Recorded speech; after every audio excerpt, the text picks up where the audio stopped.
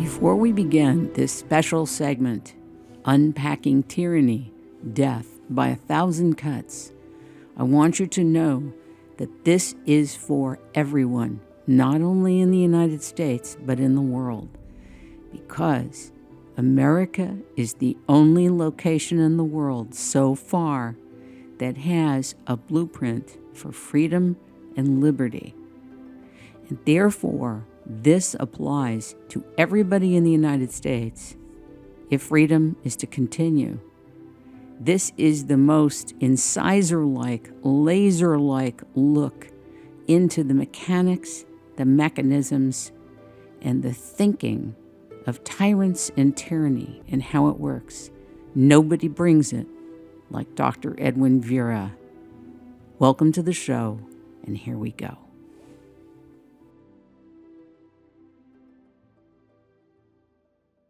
Ladies and gentlemen, this is Kim Greenhouse. I want to welcome you all to this special of its Rainmaking time with one of the great constitutional masters of our time, Dr. Edwin Vieira.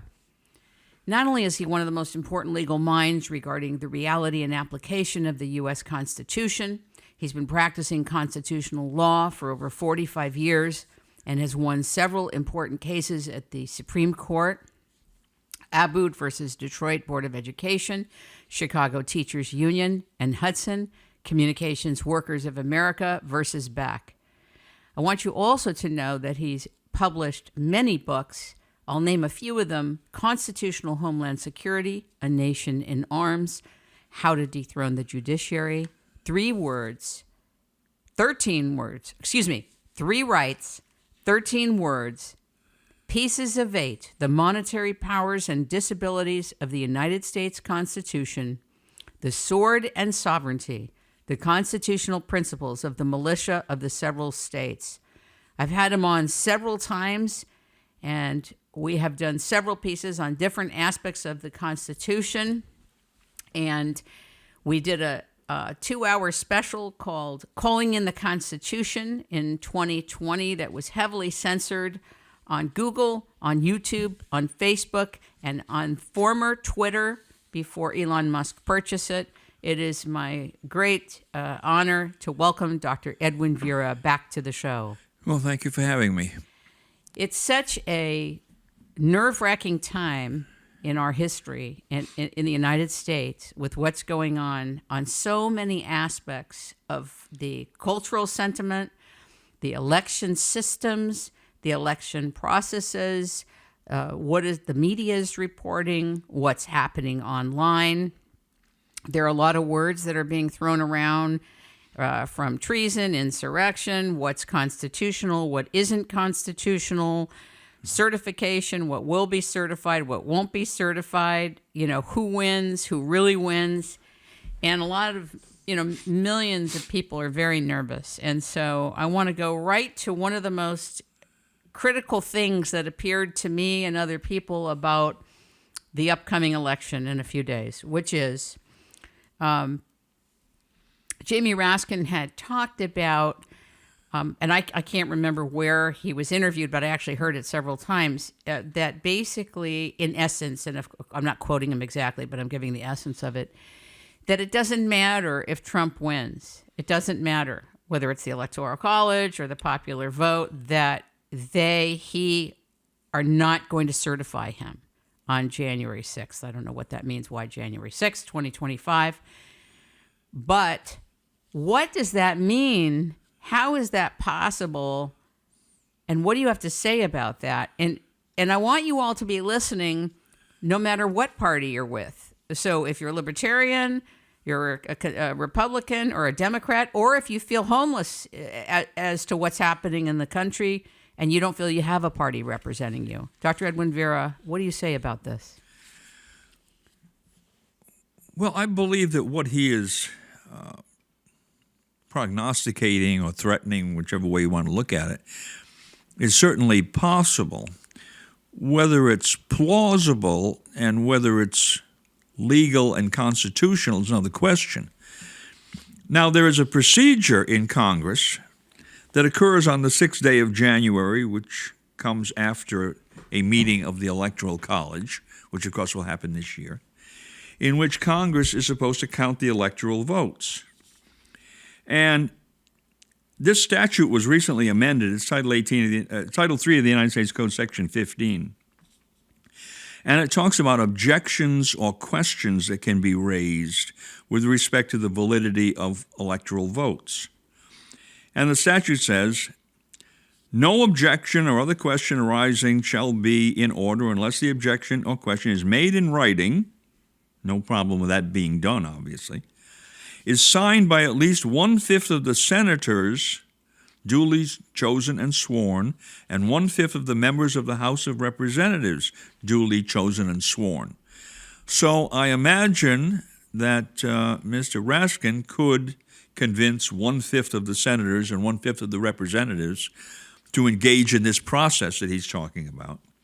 And in the case of an objection, it has to state clearly and concisely one of the grounds which the statute recognizes legitimate. What are those? The only grounds for objection, now I'm quoting from the statute, shall be as follows. 1, the electors of the state were not lawfully certified under a certificate of ascertainment of appointment of electors, according to an earlier statute. Or 2, the vote of one or more electors has not been regularly given. Well, that takes us back to this question of insurrection. And that takes you to the Constitution, 14th Amendment, Section 3. And I'm going to read this with certain ellipses, only the language that's relevant. No person shall be an elector of president and vice president, or hold any office, civil or military, under the United States, who, having previously taken an oath as a member of Congress or as an officer of the United States to support the Constitution of the United States, shall have engaged in insurrection or rebellion against the same, or given aid or comfort to the enemies thereof, that is, of the United States. So what that section says is, you can't be an elector if you were engaged in insurrection, and you can't be elected as president or vice president, or hold any other office for that matter, in the United States government, if you have engaged in insurrection or rebellion. Well, now the problem with Mr. Trump and certainly Mr. Vance is neither one of them has ever been convicted of insurrection or rebellion. And those are specific legal terms for which there are statutes of the United States providing for criminal penalties for engaging in that activity. Those statutes cannot be enforced in a state court because there is a congressional statute that precludes states from exercising that kind of criminal jurisdiction. Congress could pass a statute allowing them, but it hasn't done so. So there has been no legal determination that Mr. Trump has been engaged in insurrection or rebellion. Can I interrupt you here for a minute here before you finish this? Even though the media and different people all over the country have been declaring insurrection, that he's an insurrectionist for years since it happened. Well, they can declare that he's the Grand Duke of Montenegro, and that doesn't make him the Grand Duke of Montenegro. All right, let's face the facts. Nothing that lay people may say in the media or on a street corner or at a rally on the Boston Common is going to have legal effect. Because if it had legal effect, then any crackpot could come forward and say anyone is engaged in insurrection who happens to be running for office, and that person would be immediately disqualified. It's nonsense. The person has to have been found to be engaged in insurrection or rebellion. And that's a criminal charge. So Trump hasn't been indicted. He hasn't been brought to trial. He certainly has not been convicted. He certainly has not gone through all the appellate process that might overturn a conviction. None of due process of law, so-called, has been applied to him with respect to this. We've had undue process of innuendo and vilification, but that's not a legal conclusion that we come to. So precisely how Mr. Raskin would imagine that these objections that he might make on the basis of insurrection could possibly fly. Well, I guess he would say, and I'm not trying to read his mind, but I guess he would have to say, well, Congress can make this determination. We're all sitting here now, both houses of Congress, and when we have the requisite number of objectors, and then what happens? We have the requisite number of objectors, the Senate goes off by itself and passes on the objection. The House goes off and passes on the objection, and they both come back. And let's assume that the House and the Senate come up with majority vote in favor of disqualifying Mr. Trump's electors, right? So Raskin would say, well, we've had a congressional determination right here in this process that we're going through on the 6th of January that Trump was engaged in insurrection, and therefore we're bringing into play Article 3, Section 3 of the 14th Amendment, and therefore all of his electors will be disqualified. Well, the problem with that is, and here I'll take you to another section of the Constitution. This is Article 1, Section 9, Clause 3. No bill of attainder shall be passed. That relates to Congress. I want you to explain what that is. What is a bill of attainder? Okay. A bill of attainder is an action by a legislature which imputes guilt in the judicial sense, in the legal sense, to an individual as a result of a vote taken by the legislature. So typically in old English practice, well before the Revolution, this was a political device that was used by Parliament, usually at the insistence of the king, to outlaw his political opponents. And they'd bring a bill of attainder against whoever, Lord so-and-so, and that individual would be stripped of his property, he might be banished, he might be executed, what have you, all right? So it's specifically outlawed in the Constitution, both with respect to Congress and in Article 1, Section 10, with respect to the state governments. Well, what Raskin would have to do, under the circumstances that we're positing, would be to claim that if he had the majorities in the Senate and the House, then Trump would be, quote-unquote, found to be an insurrectionist. Well, that's a bill of attainder. So what the man is telling you, I think, first is that he's going to violate 14th Amendment, Section 3, and therefore this statute, 3 U.S.C. Section 15. But he's also going to violate the absolute prohibition of bill of attainder in the Constitution of the United States. I don't see how this thing could fly. Now, the grave difficulty is, assume they do it. Then what happens on the 20th of January when Trump and Vance, if they win the election, obviously, they would be inaugurated. Well, have they qualified? I guess Raskin and his friends would say Trump and Vance have not well, Trump at least has not qualified. I'm not going to say Vance was engaged in insurrection. Trump has not qualified as president because Congress has determined that his electors were invalid. What does that raise? It raises a judicial question, right? Who else is going to decide that matter? So it's a lawsuit now has to come into play. Oh, my God. No, well, interestingly enough, Trump could eventually be disqualified. The Supreme Court might say erroneously, oh, yes, this whole process that Raskin's people went through is valid. Trump cannot be president of the United States. Who would then become president of the United States? Vance. Because he would have qualified as vice president. Oh, my Trump God. would have been kicked out as president. Vance would become president. So I don't know how Raskin actually wins in this process if he thinks Vance is better than Trump. I guess maybe he just dislikes Trump. I don't see Why how would it flow legally to it's Vance? possible. Because that team won? Is that what you're saying? Well, that's right. Vance Okay. Vance would be inaugurated as vice president. Right? We go to the presidential inauguration. Trump, somebody says, I guess the Supreme Court Chief Justice says, I can't inaugurate you, Mr. Trump, because of this process, and the Congress is saying through this bill of attainder that you're not qualified. However, Vance is qualified. They did go after him. He's going to be inaugurated vice president. Then we discover that we don't have a president because Trump is involved in this litigation over here. But correct? what about, did I misunderstand you when you were talking about that a bill of attainder is illegal? It's illegal, but I'm saying that the They could still do it. well, same. That's what the Chief Justice of the United States says. This is going on. It all has to be decided whether what Congress has done is illegal, right? Okay.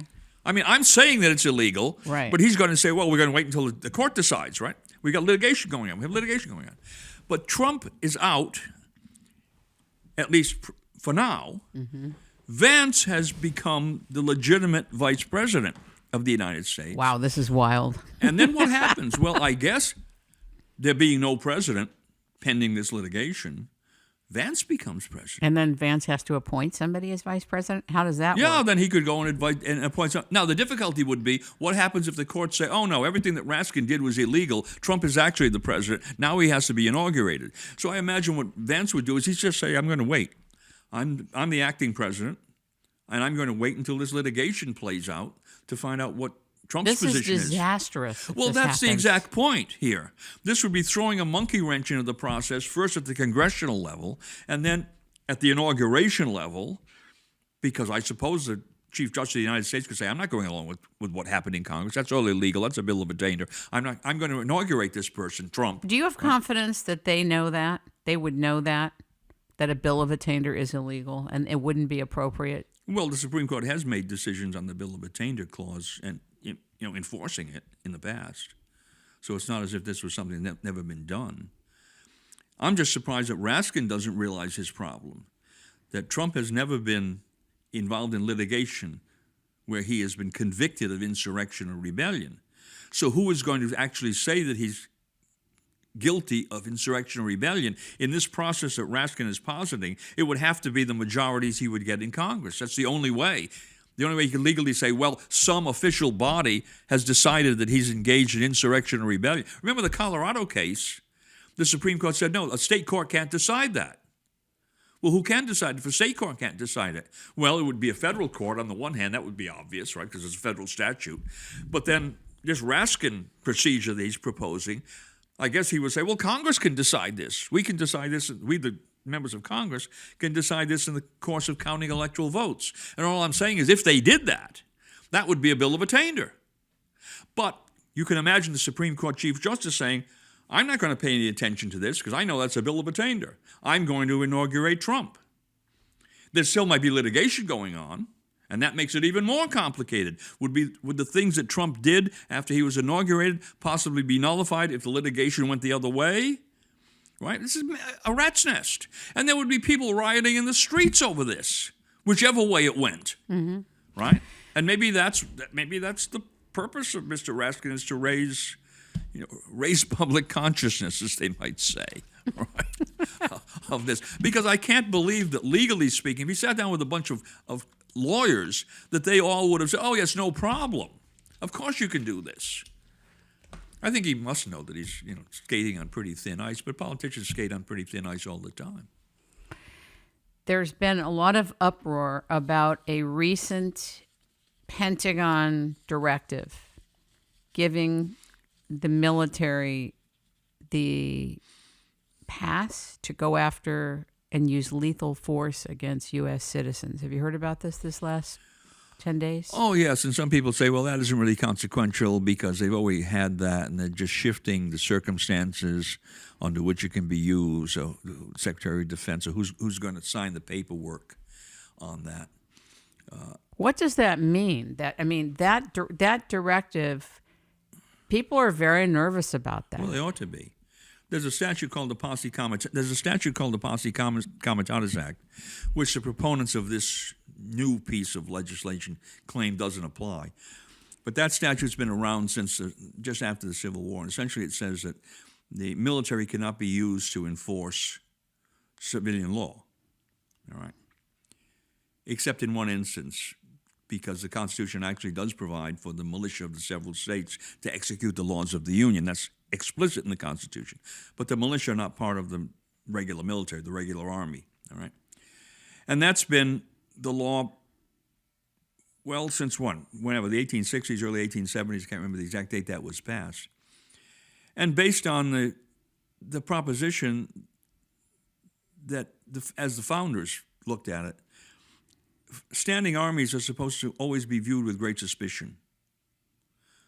Right? The history of England, history of the colonies, eventually the British Army was opposed to the colonies, right? Standing armies are something that are not to be looked at with, what shall I say, given a great deal of leeway. And why is that? Because if you look at the Declaration of Independence, this always amazes me. People don't look at the original documents. Declaration of Independence is to a large extent an indictment of the king. He did all these terrible things, all right? As it says, the history of the present king of Great Britain is a history of repeated injuries and usurpations, all having a direct object the establishment of an absolute tyranny over these states. And then they go on to list the things that he did, some of them, I mean, he did more than this, but list the things that he did that they considered to be leading to an absolute tyranny. Right? They're the worst possible things a king could do. Well, what is one of them? He has kept among us in times of peace standing armies without the consent of our legislatures, and has affected to render the military independent of and superior to the civil power. That's what some people would call martial law. Well, that's what I was just going to ask you And that's about. what this thing is looking to. It's looking to use of the armed forces in a martial law situation, because when you put the armed forces into the streets, they're usually not standing there with a copy of the U.S. Code and carefully analyzing which statutes they can apply and which they can't. They use their military procedures, and those military procedures are usually dictated to the boots on the ground by the upper echelon officers. And I don't know that you can necessarily say that the upper echelon officers in the armed forces are constitutional scholars. We have enough problem with the regular police violating the Constitution from day to day, let alone the Army. So really what they're talking about here in sotto voce, as the Italians would say, a very low voice, very quietly. They're talking about creating a situation for the implementation of what would amount to martial law, which, according to the Declaration of Independence, is one of the hallmarks of an absolute tyranny. Think about that. How does this come from the Pentagon? Why does it come from there? Why does this directive come from the Pentagon? Because I don't understand that. Well, it had to be approved ultimately. It goes through the channel. It had to be approved by something that was already there, approved by the executive, by the President of the United States. So they're adding something to this system, right? And that's why some people say, well, they're only changing the direction of who's going to be in control of this. This power is really there. And what I say, the thing I have said over and over again, if you look at the Constitution, the only, what I would call military or paramilitary organization that has been given the specific power to enforce the laws of the Union is not the Army, it's not the Navy, it's not the Marine Corps, it's not the Space Force or whatever, Air Force, whatever you want. It's the militia of the several states. It's these state institutions which Congress can call into the service of the United States to perform that function, among others. So if one were really concerned about a situation where you needed some kind of large-scale paramilitary force to deal with insurrectionary events or terrorism within the United States proper, and I were the President of the United States, I'd say, well, I'm not going to use the Army. I can't find anything in the Constitution of the United States that tells me that I can use the Army to execute the laws of the Union, which is what you're telling me I need to do. I would go to the militia of the several states, of which I am the commander-in-chief when they are in the actual service of the United States, pursuant to Article 2, Section 2, Clause 1. That's the first power listed of the President of the United States, by the way, commander-in-chief power, all right? And then I would look around and I'd say, well, I can find some statutes that allow me to do that in Title 10 of the United States Code. So I already have a lot of that power. My difficulty is the states, to a large degree, have not properly organized their militia. Right. So it would be difficult for me to call on them. Right. I would have a limited number of people that I could call on.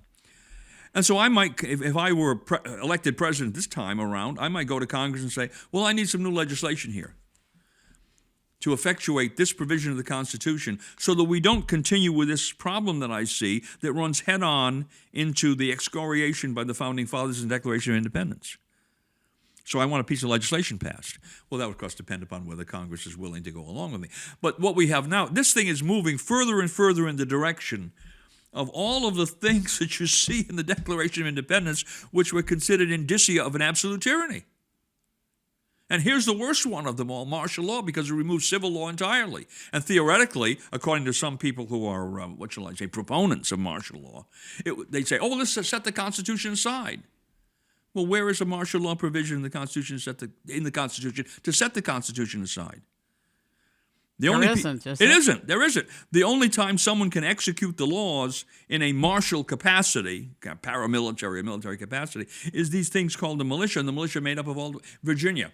Example. Who's in the militia of Virginia? Everyone from 16 to 55. That's the whole population. That's about 4 million people. I did the calculation a couple of years ago from the census. It's about probably more now. Let's say about 4 million people. So that institution is one that we can fairly be sure is not going to tyrannize over the people because it consists of the people themselves. Whereas a standing army consists of a bunch of, especially now, because we're not talking about draftees, we're talking about a professional standing army. All these people are volunteers. I'm not castigating them in any way, but just pointing out this is the worst structure that you could possibly have if you were worried about some kind of military coup, military tyranny, or whatever. A professional army run by professional officers who seem to think that they have the power to exercise legal authority over people through military means, when the Constitution doesn't grant it at all. And when, as I said, the Declaration of Independence identifies this as one of the worst aspects of tyranny. So it finally comes back to who's running the show here? Who's making these decisions? Who's writing these executive orders?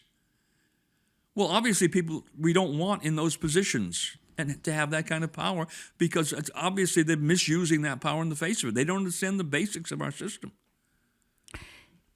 As I listen to a lot of clips on X and on YouTube and different platforms, it seems as though when I see any type of news media, traditional news media, that there's tremendous amount of time spent basically stating that there will be riots, there will be this, if Trump loses, he's going to do that. And it's almost as if the conditions are being set for it to happen no matter what. And therefore, I'm reading in different areas, the National Guard is being sent to a lot of different areas now. Mm-hmm. How about the National Guard being in different areas? What do you consider that a good thing, a not so good thing, an important part? Should the National Guard be all over the place? Well, no. What do you mean all over the place? Well, all over the place within the United States? Within the United okay. United States. Right. Yeah, within the United States, at different cities and counties, and it seems like there's starting to be different aspects of deployment in different locations. The first thing that has to be understood is the National Guard is not a constitutional militia. Most people, for some reason, believe that that's true, but it isn't. If you go back to the founding of the thing, at least at the federal level, 1903, the people that put that through understood exactly what it was. It's the troops which states may keep in time of peace with the consent of Congress. Article 1, Section 10, Clause 3, no state without the consent of Congress shall keep troops or ships of war in time of peace. Why is that there? Because during the Revolutionary War period, War of Independence, there were 3 levels of armed institutions in this country. There was a Continental Army, which Congress controlled, and of course George Washington was the commander-in-chief.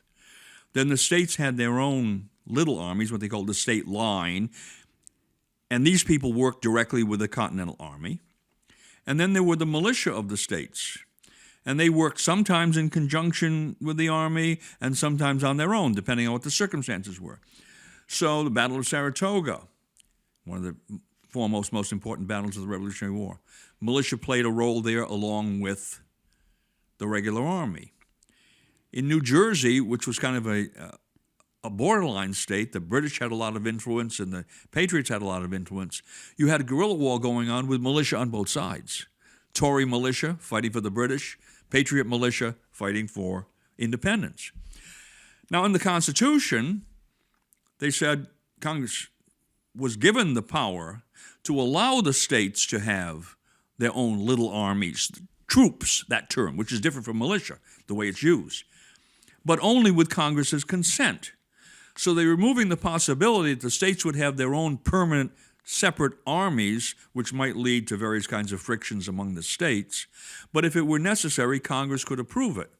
Congress was also given the power to raise armies. Congress was given the power to call forth the militia of the several states. The states were required to maintain their militia, and that militia could be called forth by Congress, as the Constitution says, in the service of the United States, to execute the laws of the Union, suppress insurrections, repel invasions. So if one were worried about insurrections, let's say, or rebellions, right, the kind of thing that happened in 2020 in a number of cities throughout this country, and that was going to arise in various states as a result of political controversy, then I guess Congress would come forward and say, well, what we're going to do is activate the militia of all of these states. So what is the National Guard going to do? What are they? Well, they're going to act. They're going to act in the same way as the Army, because what will happen if they call forth the National Guard to perform these functions? It becomes federalized, becomes under control of the president, whoever that is, right? And so the National Guard will act just like the regular Army. World War II, did we have National Guard divisions fighting in Europe? Did we have National Guard divisions fighting in the Pacific against the Japanese? Of course we did. What does the militia have to do with Europe or the Pacific? Execute the laws of the Union, suppress insurrections where? Within the country, repel invasions of the country. You can't send the militia to France. You can't send the militia to Bougainville, right? But the militia was sent to the Pacific, and the National Guard was sent there because of this peculiar structure. When you sign up for the National Guard, you become not only a member of the National Guard at the state level, but at the federal level as well. And then you're subject to the orders of the president. You become an adjunct of the Army. That's the way the thing works. Or of the Air Force, right? Because there's an Air National Guard. And there's a Naval National Guard, but not every state has one. So that's the problem with the National Guard. And what's the classic example of that? Orville Forbes, remember him? Arkansas, this was back in the Eisenhower administration. They were trying to integrate the schools in Arkansas. And Arkansas, of course, had segregated schools, right? Racial discrimination. And Orville Forbes was the first of the governors. George Wallace was, I guess, the second one, who stood in the schoolhouse door. He was not going to allow those black children to come into the Arkansas segregated schools, the white part of the segregated schools. And he was going to use the Arkansas National Guard, the troops that Arkansas had, to prevent this from happening. Eisenhower federalized the Arkansas National Guard, took control of them away from Forbes. Forbes was left with nothing. Interesting. All right. Now, I guess Arkansas didn't have a militia, or Forbes didn't understand that aspect of it. And then you would have had an interesting question whether you had an Arkansas militia versus the Arkansas National Guard. It would have been an interesting constitutional question. But you saw what happened there. Here was the governor who thought he could use these troops, his state National Guard, to continue this state policy of segregation, and he discovered it didn't work that way. And Wallace, I don't think Wallace went quite that far, but he understood that he didn't have that kind of power. So the National Guard is a questionable entity in my mind, in the sense that it can be taken away from the states and used by some president. And that president may not be using the National Guard really in the public interest. And the National Guardsmen, what are they supposed to do? They've taken an oath to follow the commands of the president. They sign up for that. It's a contractual relationship, right? Whereas the militia is not a contractual relationship. Militia's draft organization. Everyone from 15 to 55 in Virginia, whether they know it or not, male and female, residents of Virginia, or aliens who have taken the steps necessary to become citizens, if you're able-bodied, you're a member of the militia. What happens if the governor calls you out? There are several statutes that say he can call you out for these purposes. 5 purposes in Virginia. Execute the laws, suppress insurrections, repel invasions, and natural disasters or man-made disasters. You can be called out for that. And he has the power to draft. So he enunciates a draft proclamation. I'm calling out everyone in this area from 20 to 35 years of age because we have this situation. And you don't show up. What happens to you in Virginia? You can be court-martialed. So, I mean, it's there in the statutes, but nobody seems to pay any attention to this. And that's one of the reasons that they keep getting away with this idea of centralizing more and more power in Washington, D.C., when the real power to execute the laws, the only time it's said in the Constitution, is the militia of the several states. So let's take the Federal Bureau of Investigation. Let's say I wanted a period of time before Hoover arranged the Federal Bureau of Investigation. I wanted to set something up like that. I'm at the congressional level. What would I have done? I would say, well, look in the Constitution. These are the institutions that are given the power to execute the laws of the Union. So I'm going to pass a statute, or write a statute at least, that will set up a federal bureau of this kind, which will be made up of members of the militia drawn from various states, pursuant to my power in Congress to execute the laws through the militia. Now, what will that do? First, it will give me a huge number of people that I can call upon. Number 2, those people will have what? Ultimate loyalty to the Constitution of the United States going back to their own states, right? That's interesting. Oh, yes, it's the ultimate federalism principle. We keep talking about federalism, the importance of the states in this process, and Congress has only certain limited powers, and the states have these powers, and then ultimately the people have all power. Declaration of Independence tells us that, right? Well, how are the people going to exercise all power in the ultimate analysis if they don't have all power in the physical sense? That's the militia concept. And here's the Constitution of the United States specifically telling Congress, you want to execute the laws?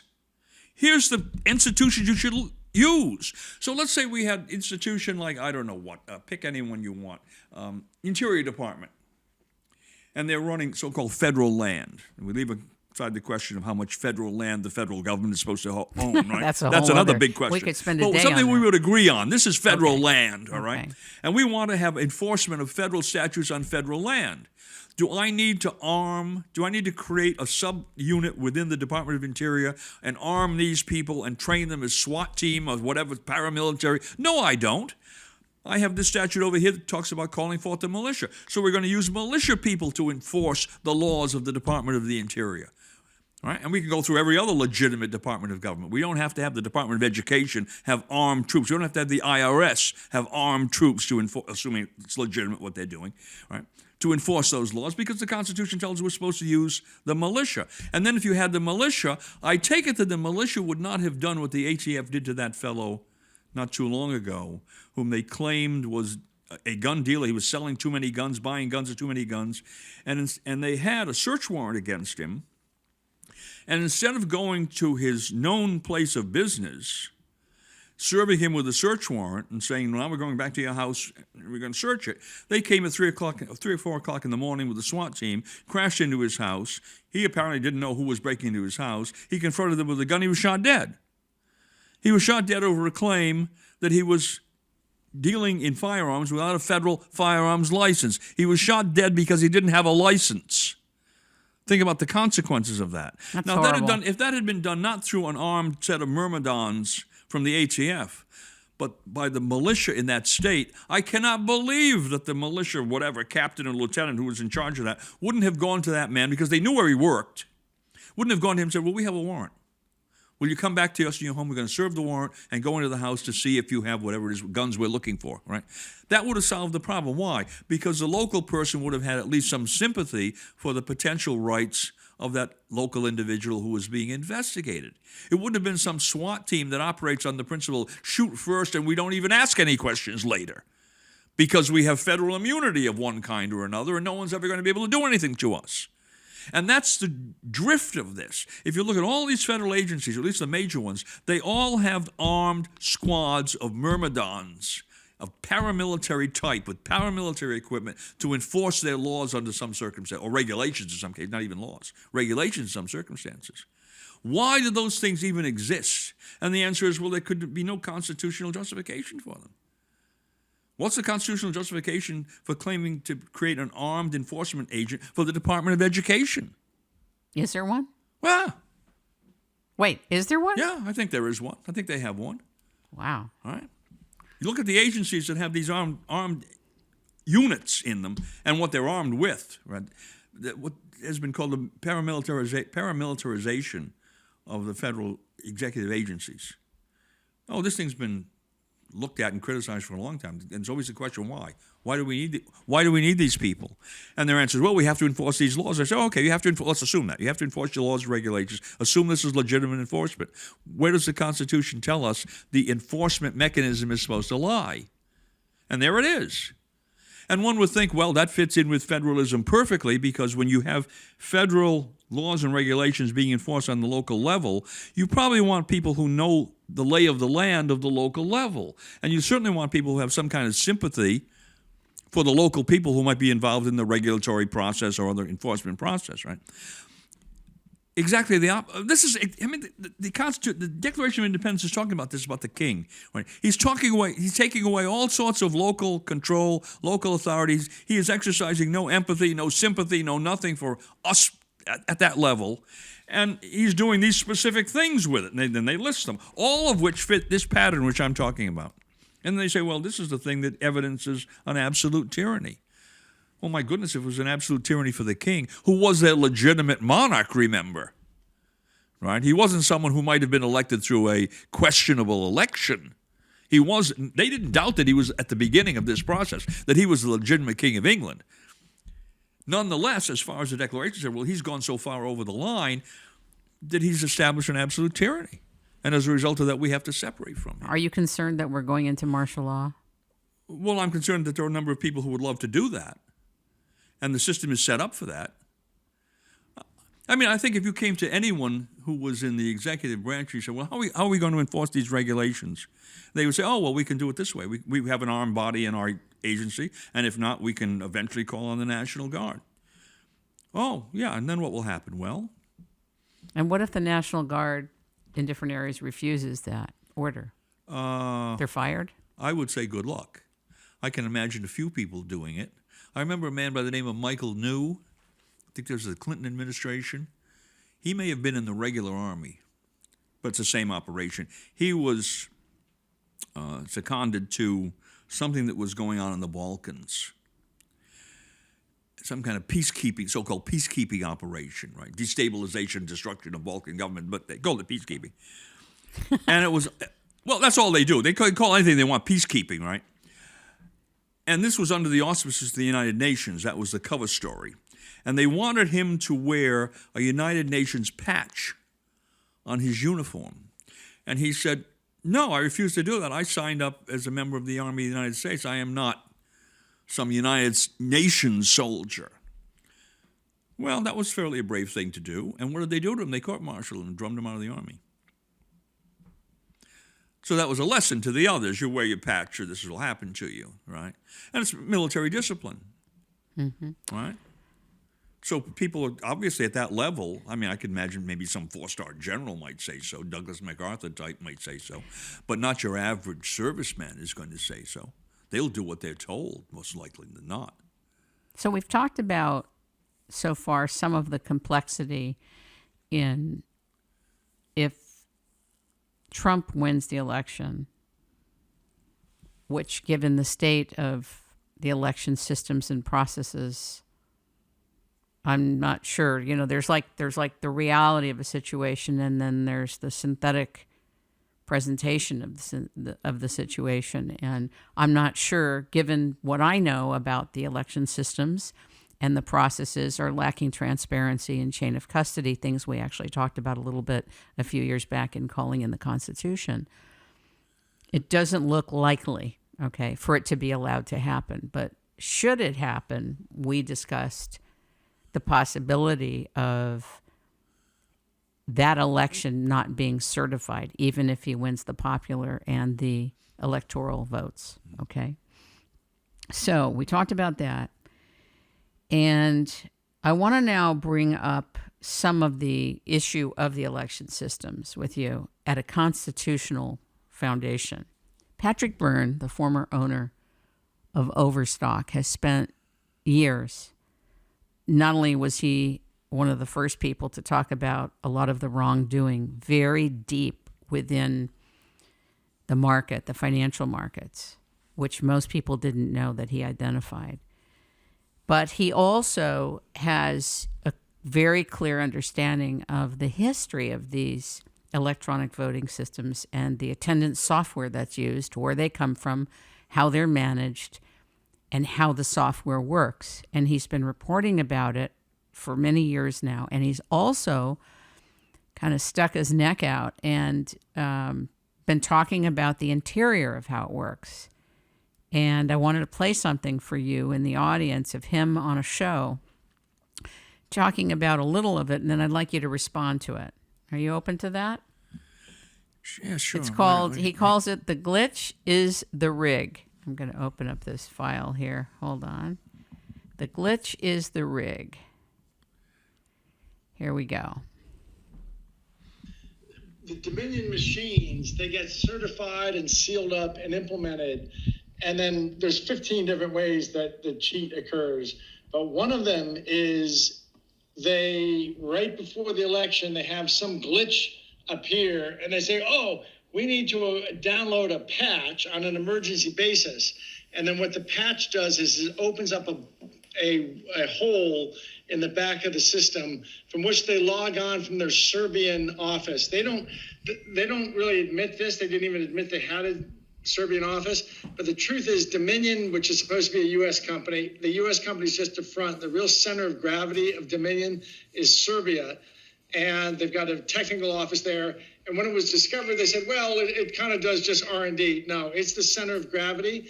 And they log on to the back of our machines from Serbia, and they manipulate election results. And I have this dead to rights. We have this dead to rights.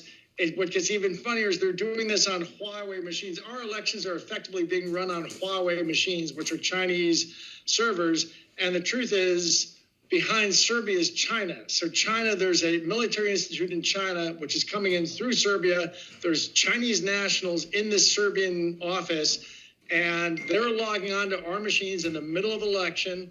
I can even tell you how they do it. There's such a thing in computers, been around in the public for about 20 years, called virtual machines. You create within a server, you create a virtual machine. And so to an operator of that machine, it looks like he's operating on two machines. It just operates like but really that second machine is all in software, and it's all software. There's no physical machine. What they do is they come in through a back door that's opened up by this patch. They create a virtual machine. Within that machine, within the actual county election equipment, from that virtual machine, they then manipulate the results, the database, the data on the database any way they want. When they're done, they withdraw and they collapse that virtual server. So there's no record of nothing. Unless you go in and do a bits and bytes forensic audit, when you go in later and you look at the actual machine and all of its systems, you don't see anything. It's only if you do forensic, you discover that somewhere in the middle of it all, they created a virtual machine inside, did all the manipulation through that. That's actually done from Serbia. And behind Serbia, in Serbia, there are Chinese nationals doing it. Behind them, there's people in China. And this is all done on Huawei equipment. And if this sounds crazy, go to a website called Stolen Elections Facts, Stolen Elections, plural, facts.com. All the documentation is laid out there. Okay. Now, this is so heavy to me, but he's done many more pieces on this, showing evidence of things, showing how it works. And my question is, he also, I guess, just released a new movie called The Enemy Within. And he's into constitutional republicanism, the blockchain, and educational choice. And I think it was released on Rumble. And my question to you is, how is it that all of these states that's using these voting machines software, because I've been watching for days with glitches and patches and people interviewed in different jurisdictions, like county jurisdictions, and there's always an explanation. Yeah, we're upset about it too, and blah, blah, blah. But the thing is that the public lacks the basic structural understanding how this could happen, how it could be designed to happen. And then on another part of this that's complex, which is that Dominion, I saw them on X saying they're going to go after anybody that disparages them or their machines or whatever. In other words, so you've got pressure on that side, like threats on that side, and yet this is being allowed to be in the center of our voting process where there's no chain of custody. And there's way more about the software he didn't get into. But what do you think about what I just played you? Well, the problem is, I don't claim to be some kind of computer expert who knows in detail what he's describing. The difficulty is, let's assume that you have some claim that a voting system, electronic voting system, is improperly functioning, whether that's malfunctioning because the system is bad or it's being misused, all right, whichever it is. How are you going to establish that?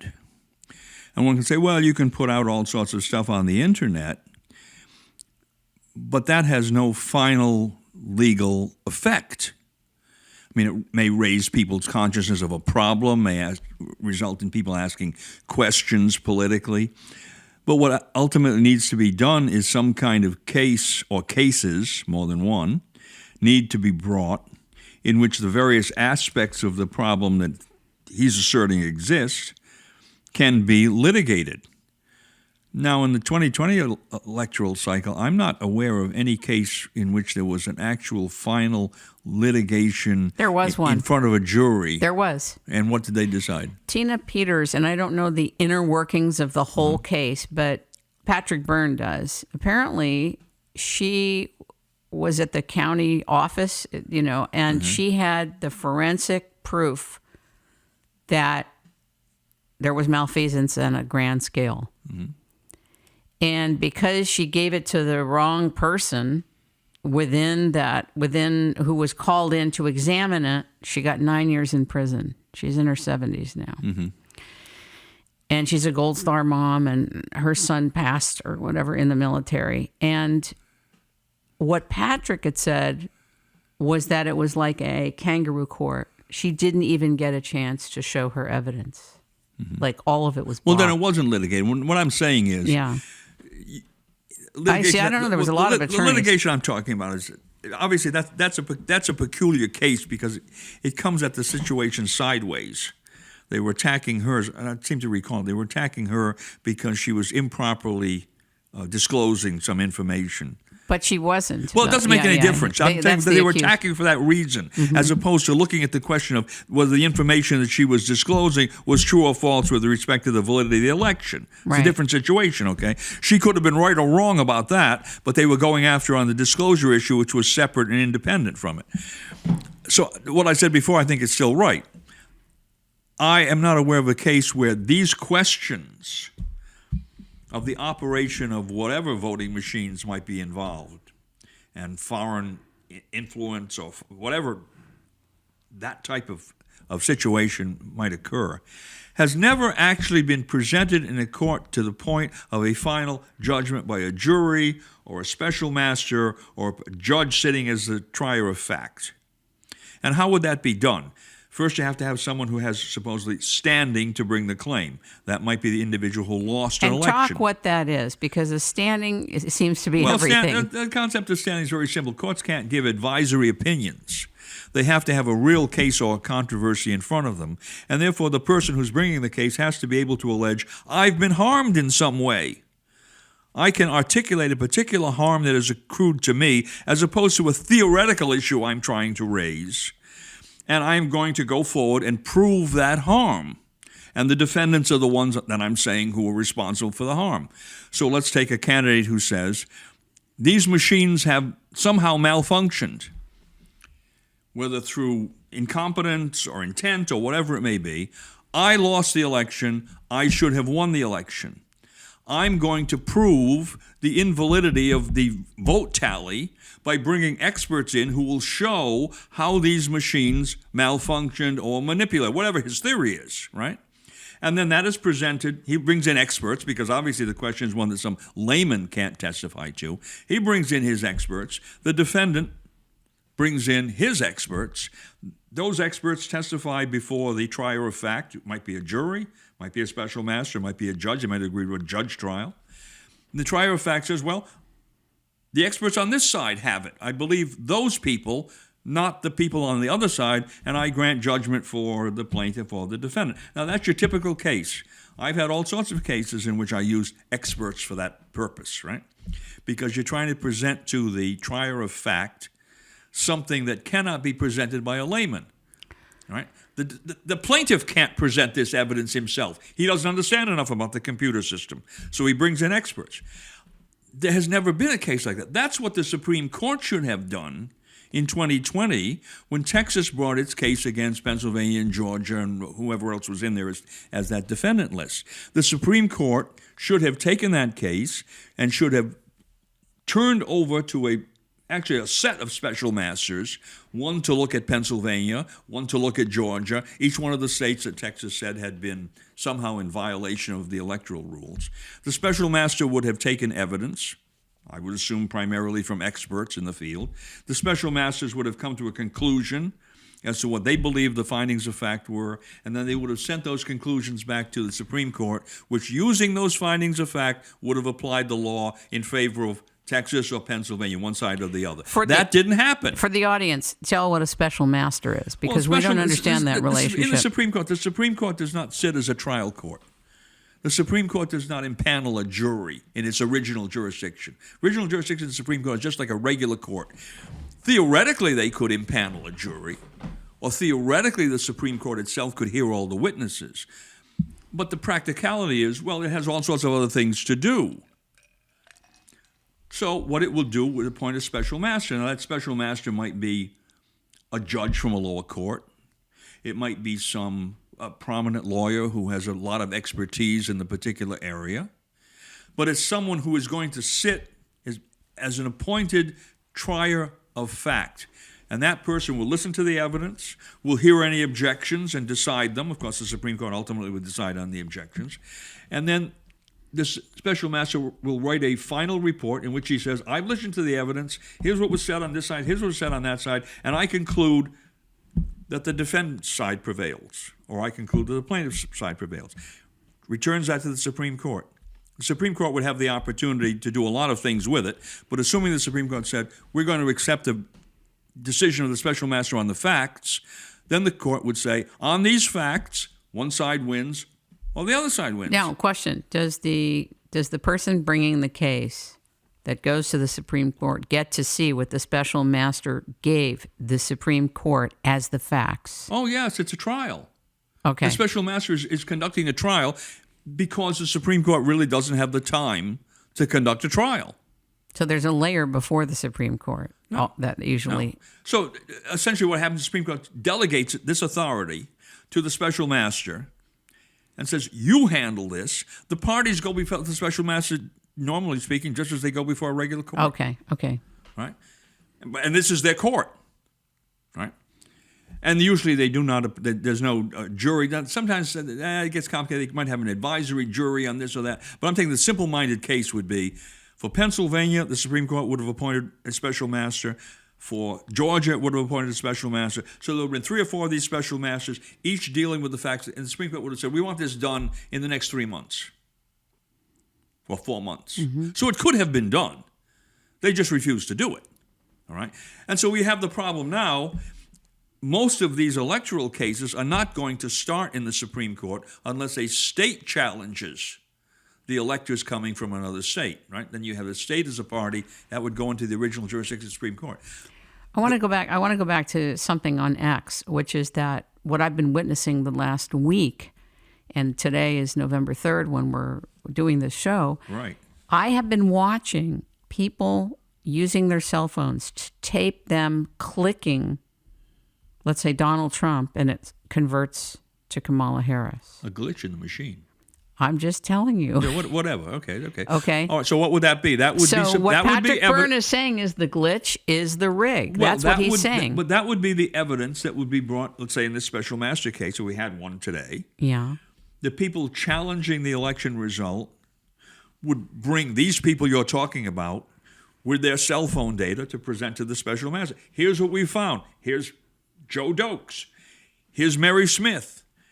Here's Rob Roy, whoever they might be. Right. They did this. Here's the result. They're testifying under oath. Here's the video. But the other part of this is that's going on is that some election officials are saying, oh, we need to do a patch and not just at the county level. We have to do a nationwide patch.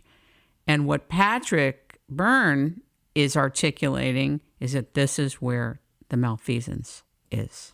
Well, then you get into the question of how can they do a nationwide patch? Then you get into the question of how can they do a nationwide patch because we don't have nationwide elections, do we? They're conducted at the state level. And apparently these machines are not supposed to be wireless and they're not either supposed to be. And that's the other internet. question. I've heard them say them, the people Right. who are defending the results of using these elections, they say, well, these machines are not capable of, or they're not connected, whether they're capable or not, they're not connected to the internet. So, all right, how do you do a national patch if the machines are not all connected into the internet? And this all comes back to who's going to testify about this.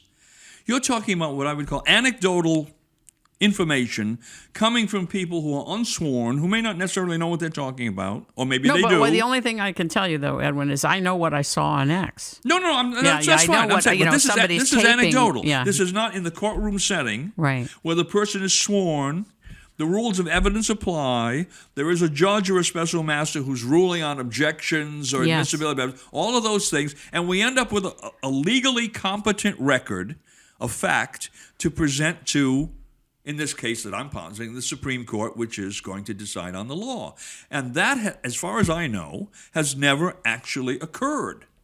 And the question then becomes, how is it going to occur this time around?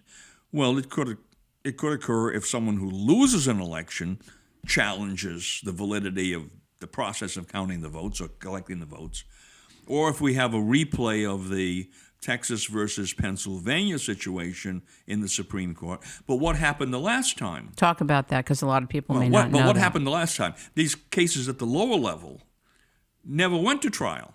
They were dismissed on some standing ground or some other procedural ground. There was never a trial. When Texas sued Pennsylvania in the original jurisdiction of the Supreme Court said, we're exercising discretion not to hear this case. Now, the problem with that is I don't think they have that discretion. The reason the original jurisdiction of the Supreme Court was set up was precisely to prevent great political controversies that could not be resolved by legal process, either between the states, among the states, or with respect to foreign countries. So we've had cases in the original jurisdiction of the Supreme Court, for instance, adjudicating boundary rights between two states. Because you think historically boundary rights between two countries, and the states still retain sovereign authority in many areas, have led to wars or other kinds of great political conflict, including with a state and a foreign power, maybe a state that borders on Canada, maybe a state that borders on Mexico. You can think of all sorts of possibilities. So one would say, well, the original jurisdiction of the Supreme Court is very important because it deals with these questions of high political significance and consequence.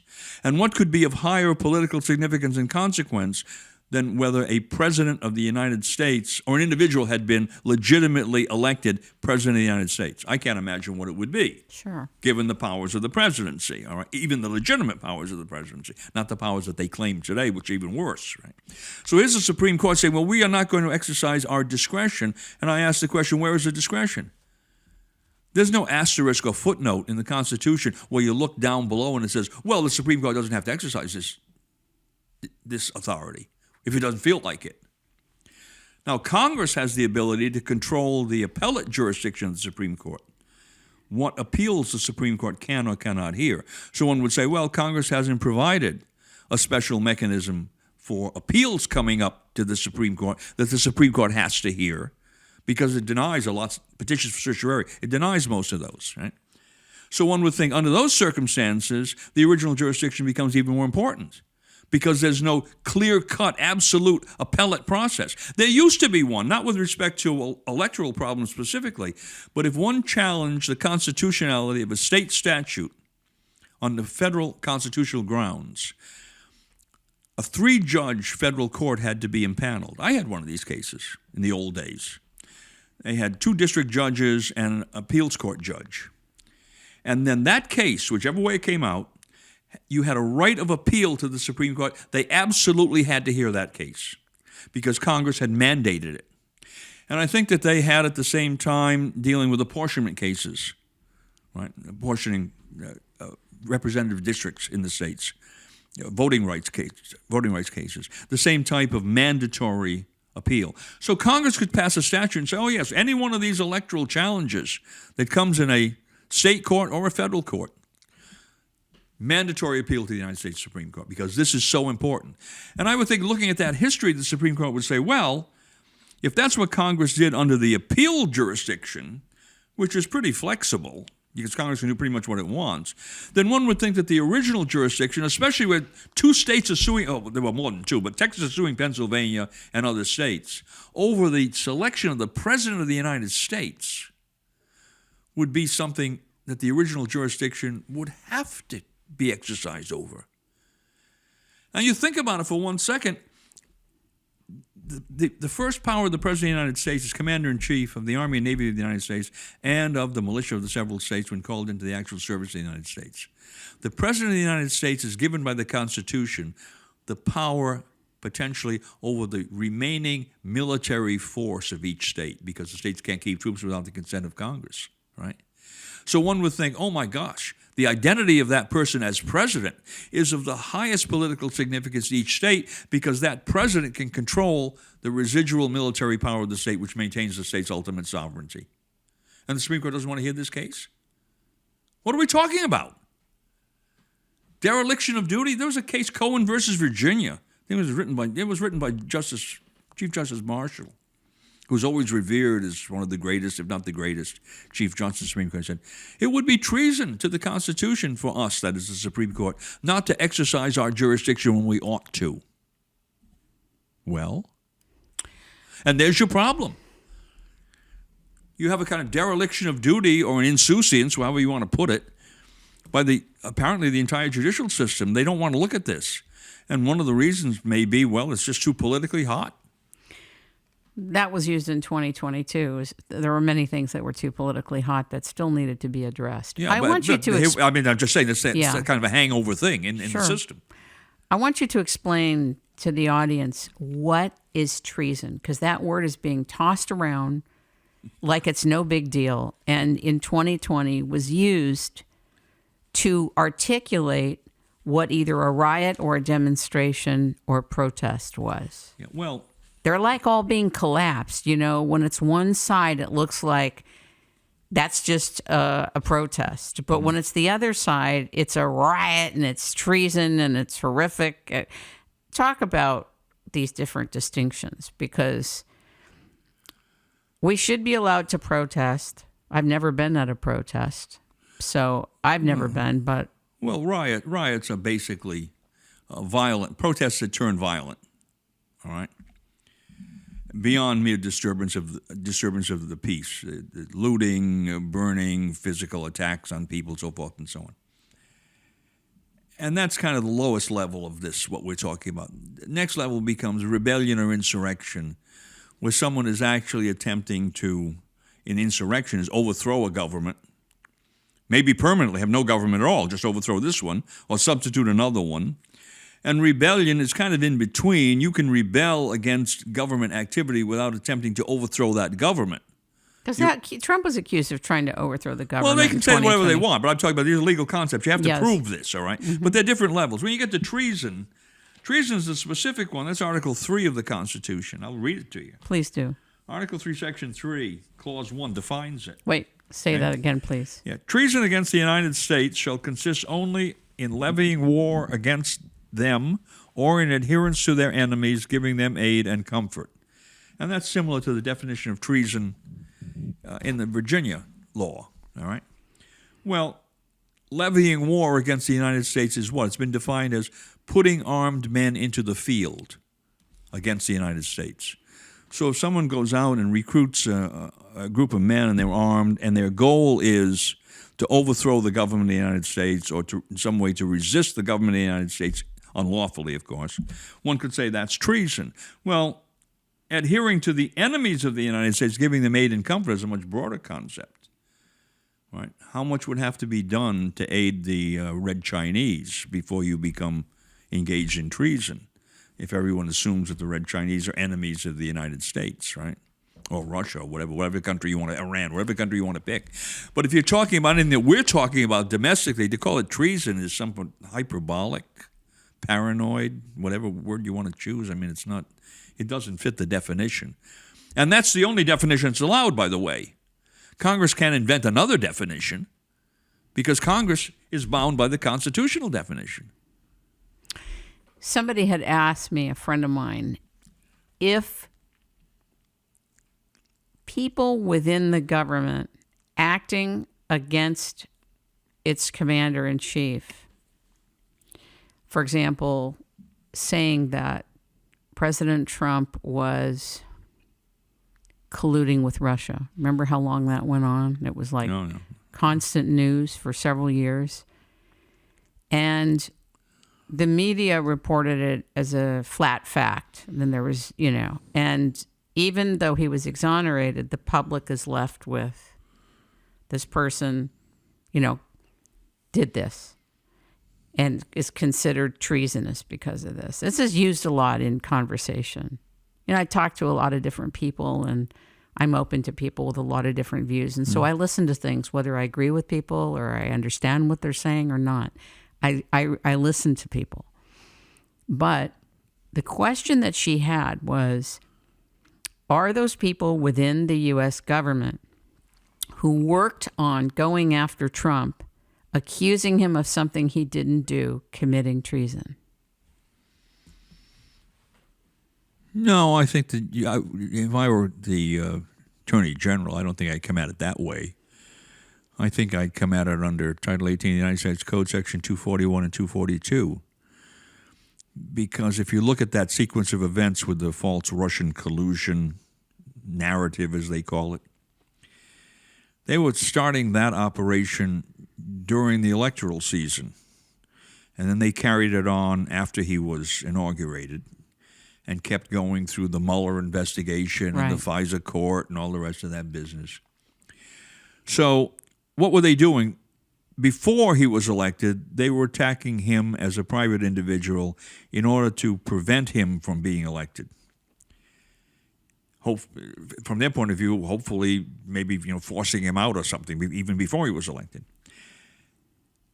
Well, he has had a constitutional right to stand for election and not to have that interfered with.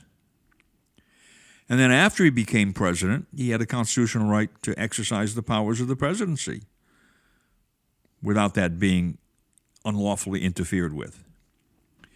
So those two statutes deal with a situation where someone acting under color of law, that actually the second statute does, 242, Section 242, someone acting under color of law, well, that's someone who's in an official position in the government. So you might be talking about people in the FBI, Department of Justice, CIA. What about later on, 51 intelligence honchos who said that the laptop was false, the Hunter Biden laptop was Russian disinformation? Was that done for the purpose of interfering with Trump's ability to win the 2020 election? Right. So we could add a lot of other situations like that. Those people, were they still acting under color of law? Well, some of them may have been. They may still have had relationships with the government agencies. Certainly the original Russian collusion operation, it was the FBI that was going after him. Those people were acting under color of law, and they were probably doing it before the election, after the election. 241, Section 241, deals with anyone who engages in a conspiracy for that purpose. So those would be any private parties that were doing it, who produced the Steele dossier, as a for instance, who they say the Democratic National Committee had set that up in some way. They had paid for it. I have no idea, specifically, leave that aside. But they were private parties as well as people acting under color of law. So if there had been an investigation conducted at that time, that would have been the way to ferret out the people who had engaged in unlawful activity. They were attempting to deprive Trump of his rights as a private citizen, number one, and then number two, of his rights as president of the United States once he was inaugurated, on the basis of information which apparently, or at least we learn now, was totally false. But is that overthrowing, is that in an attempt to overthrow the existing part of the government that's running the country? Well, I guess you could say it is, but it's a heck of a lot easier to get them on the civil rights violation. It's 10 years in federal prison is the sentence. That enough for you? I don't know. I mean, typically, I guess that my friend's lawyers are not going to climb up the ladder of possibilities if they can get someone lower down on the ladder of possibilities. You want to win the case. The first thing is win the case. Okay, it's probably going to be harder to prove that these people had a treasonous intent. What enemies were they adhering to? They certainly weren't levying war. They weren't putting armed men into the field to overthrow the government of the United States. Right. What enemies were they giving aid and comfort to? Who were the foreign enemies that they were giving aid and comfort to? So the domestic opponents of Trump. Right, but so my understanding then from your saying that is that treason's context is foreign enemies. What if they're internal to the country? Well, that's why we have these civil rights statutes. Talk about that. People acting under color of law. Well, Talk about that. Well, people acting under color of law, the internal individuals or in government positions. The rogue FBI agent. He's acting in color of law. He's an FBI agent. He's taking this false information and using it to jimmy up a frame up against Trump for the purpose of preventing Trump from exercising his powers as president, maybe removing him, who knows what. All right. Prior to that, there were private individuals who were engaged in setting up this Russian collusion theory. So they're also liable.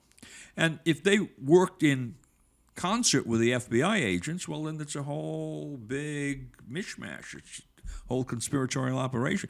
I mean, you might even be able to set up some kind of a RICO conspiracy because obviously they were all engaged in wire fraud. A lot of this went out over the wires, the internet, etc., right? And there have been RICO cases involving, I think it was Governor Marvin Mandel, governor of Maryland, was indicted under RICO for some of his personal corruption while he was acting as governor, right? So they reached people in public office and created what the case creates what's called a RICO enterprise, a criminal enterprise, which is defined pretty much by such things as using mail and wire fraud. Right? The enterprise is kind of a shadowy concept. In order to pull a lot of people together, they've all been doing this in concert. They're engaged in a RICO conspiracy, and the evidence of it is they've engaged in mail or wire fraud 50 times or whatever, some number. This particular case, I think you could probably work out some kind of RICO case. So it has nothing to do with treason as we understand the concept. I don't think so. Okay, it's a misuse of the term. I don't think so. Okay. Well, it's kind of the way people think in a kind of loose sense, right? Oh, you're acting against the government. Well, that's treason. Yeah, well, it is, but unfortunately, for them, in the Constitution, it's defined a very specific way. That's it. Yeah, that's what I wanted to make sure and clear. And this whole thing of insurrection has been used so much since 2020 that it's like it's almost synonymous with his name, Donald Trump's name. From one side, like Party Nost, right? Party Nost, the Democratic establishment views him, sees him, speaks of him as an insurrectionist, okay, aside from all the other things. Right. So I want you to define insurrection again. Is it the overthrow of a government? What is it exactly? Well, the ultimate goal of the typical insurrectionist is exactly that. It's usually they're not anarchists. But see, questioning the election, I've heard conversations of people that say, if you question the election results, this is insurrection. Well, of course it isn't. You're questioning the results of the election. You're not attempting to overthrow the government. You're attempting to find out who is actually entitled to government office, the presidency of the United States, for instance. It's inconceivable that you can call questioning an election, simply questioning the election, the validity of an election, insurrection. Well, there's apparently a law about that now. I will find it. There's some type of law that was constructed about people who question the election. Well, I can guarantee you if that one ever gets to the Supreme Court, that will be thrown out tout de suite, as the French would say. Okay, let's see here. Yeah, I've read many articles about this, that there's some type of... Well, there may be some bill. I mean, people put bills in all the time, but I can't imagine that being. I can't imagine the House of Representatives, the one they have now, passing that bill. That strikes me as an absurdity. So, because if you think about this, you go back to the Supreme Court. There's a famous case, Brandenburg versus Ohio, and this involved I think it was the criminal syndicalism law, which is similar to insurrection. It says people getting together for a criminal purpose of overthrowing the government. That's criminal syndicalism, similar to insurrection. And Brandenburg was convicted because he was advocating overthrow of the government. And the Supreme Court said, well, there's a difference between advocating overthrow of the government and actually engaging in acts directed towards the overthrow of the government. So the picture that comes to my mind, simple-minded picture, man standing on a soapbox in Boston Common, and he's pointing up to the State House and telling the people listening to him, we need to overthrow the government of Massachusetts. The government of Massachusetts is corrupt. It should be thrown out immediately. That's abstract advocacy, to use the legal terminology, right?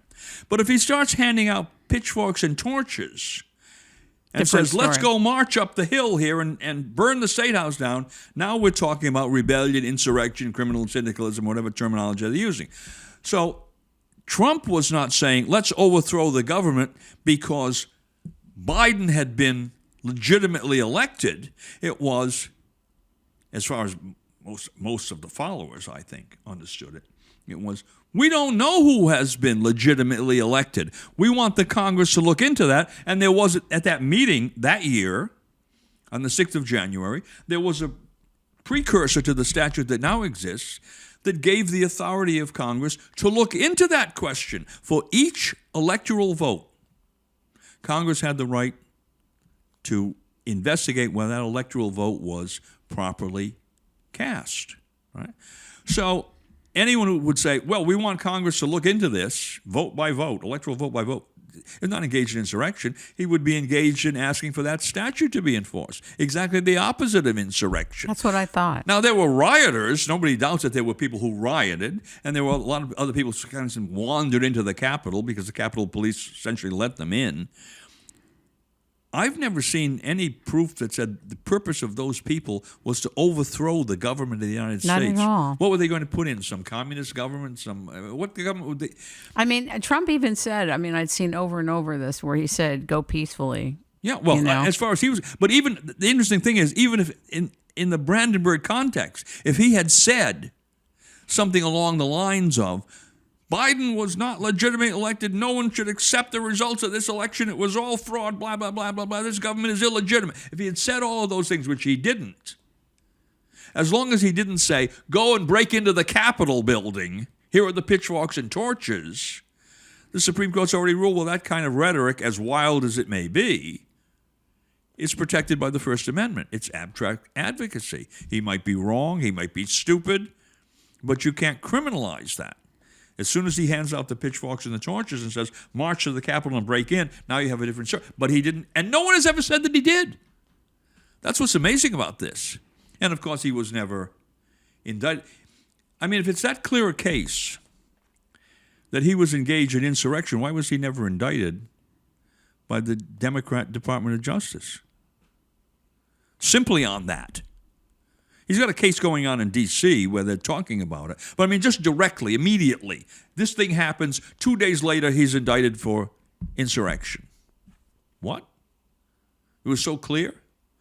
But it's never happened. And certainly he has not been convicted of it. And so what we have here is a situation where's the presumption of innocence? Well, it disappeared. Why? I don't know. I guess because of Trump or something. The media, I would say, is extremely involved, centrally involved in a lot of the casting of how we feel and think and influence the public mind. Well, they should be the first ones because over and over again, certainly in the days of the print media, whenever there was some report of crime, it was the alleged criminal. Now Joe Dokes, right, who allegedly did this, right? It was always that word allegedly would appear over and over again in the report, and sometimes you see it in the electronic media. They'll talk about the allegations against this guy, right? Why? Because first of the presumption of innocence, but secondly because of defamation. You can't go around saying that a person committed a crime when he hasn't been convicted of that crime, only charged with a crime. Right? That's defamation on the face of it. So they defame him all the time when they're saying that he was an insurrectionist because he hasn't been convicted of anything. He hasn't even literally been charged in the way I would expect an insurrectionist to be charged. And why do you feel that that's so?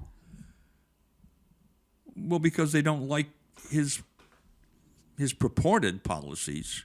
No, why hasn't he been indicted if, in fact, the view from a lot of the networks, and, it's kind of like you're an insurrectionist. He's an insurrectionist. Has been transmitted millions and millions of times, right, since 2020.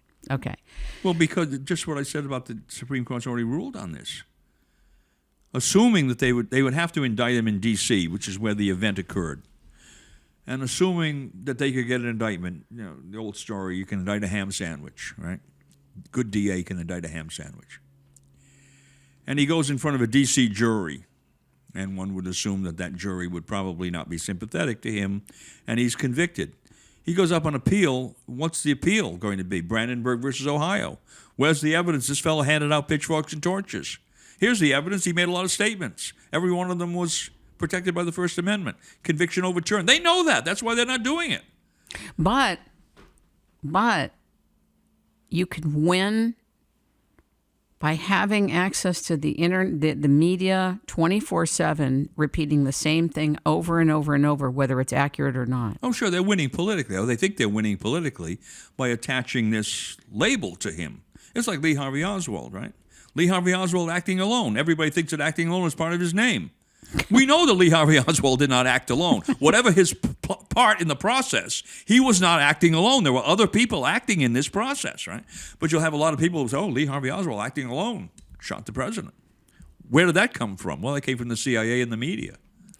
I want to talk a little bit about defamation, and I want to talk a little bit about this case with this comedian who was on a Delta flight. And he's apparently very funny, but had made some very inappropriate, off-color, mean-spirited comment about a woman who was a flight attendant on Delta, and he had taken her picture and made a post about it on X. And I want you to comment about that, because this is big, and the reason is because Delta is a commercial airliner. It's a commercial, and they basically have asserted that they've banned him for life from flying on Delta. He took a picture of her on the flight and her pin, wearing her pin. I guess he later took off the picture of her face or whatever, but he had written something very incendiary, very unkind about her. And they canceled his existing flights, and then they basically said, you're banned for life. And in a letter, and again, I'm just giving you the essence of it, in a letter let him know that there was going to be a future lawsuit, possibly from her, and that he had articulated that they are perceiving him as having attacked her, even though this never went on the plane. He never had any problems with Delta. He never did anything wrong. He was never violent. He didn't disrupt the plane flight. This was all done after his flight. So I wanted to know what you think about that. Well, in one sense, I don't know what to think, because the federal regulations. And by the way, his name is Tyler Fisher. Whatever. Okay, just so you know. Federal regulations are ultimately going to control how the airline as a common carrier can deal with its potential clients, and whether they can simply ban anybody. Obviously, they can't ban someone on the basis of sex, race, perceived sexual preference, whatever. I mean, you can think of a number of these areas, right? So it may very well be that the fact that this fellow said something in a public forum on the internet, as opposed to creating a disturbance on the plane or when boarding or something that was involved directly with the use of the common carrier, he might have an argument that, no, they can't do that under federal regulations. They may not like what he said, but they can't ban him from using as an ordinary passenger. On the other hand, apparently he used this flight attendant's face in the picture, along with other parts of her body, to show that she was wearing this pin, or to show the pin that a flight attendant was using. And it might be argued, well, if he simply showed the pin that a flight attendant was using, and made some scurrilous, off-color, nasty comment, that would be protected by the First Amendment, period, because he wasn't identifying a particular individual in connection with that. But he apparently used her face. So she... Even though he later took it off, but the well, damage he was used done. it once. Right. I mean, any kind of Right. defamation type claim, you do it once, doesn't matter that later on Understood. you don't do it again, right? Once is enough.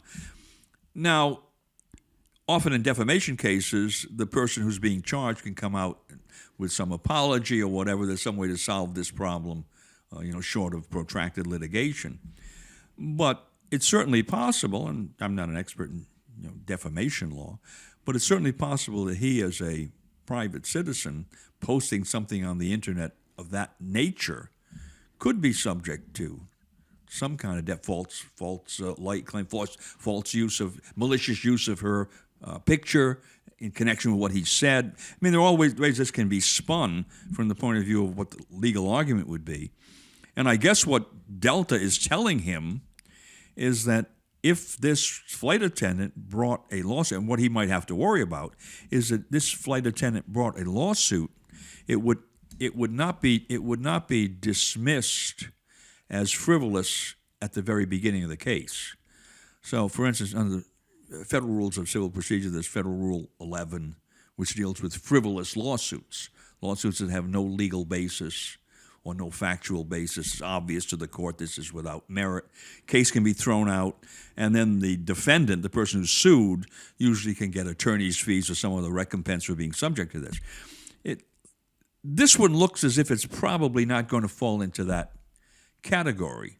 Whether it will meet some standard of defamation, improper use of her photograph. He certainly identified who she was. Right? She's a flight attendant on Delta Airlines. This is not some picture that's going to be lost in the mist of time. I don't think her name was But it doesn't on matter there. about her Yeah, name. right, I mean, right. people can pick her out, right? Right. People would know who she was.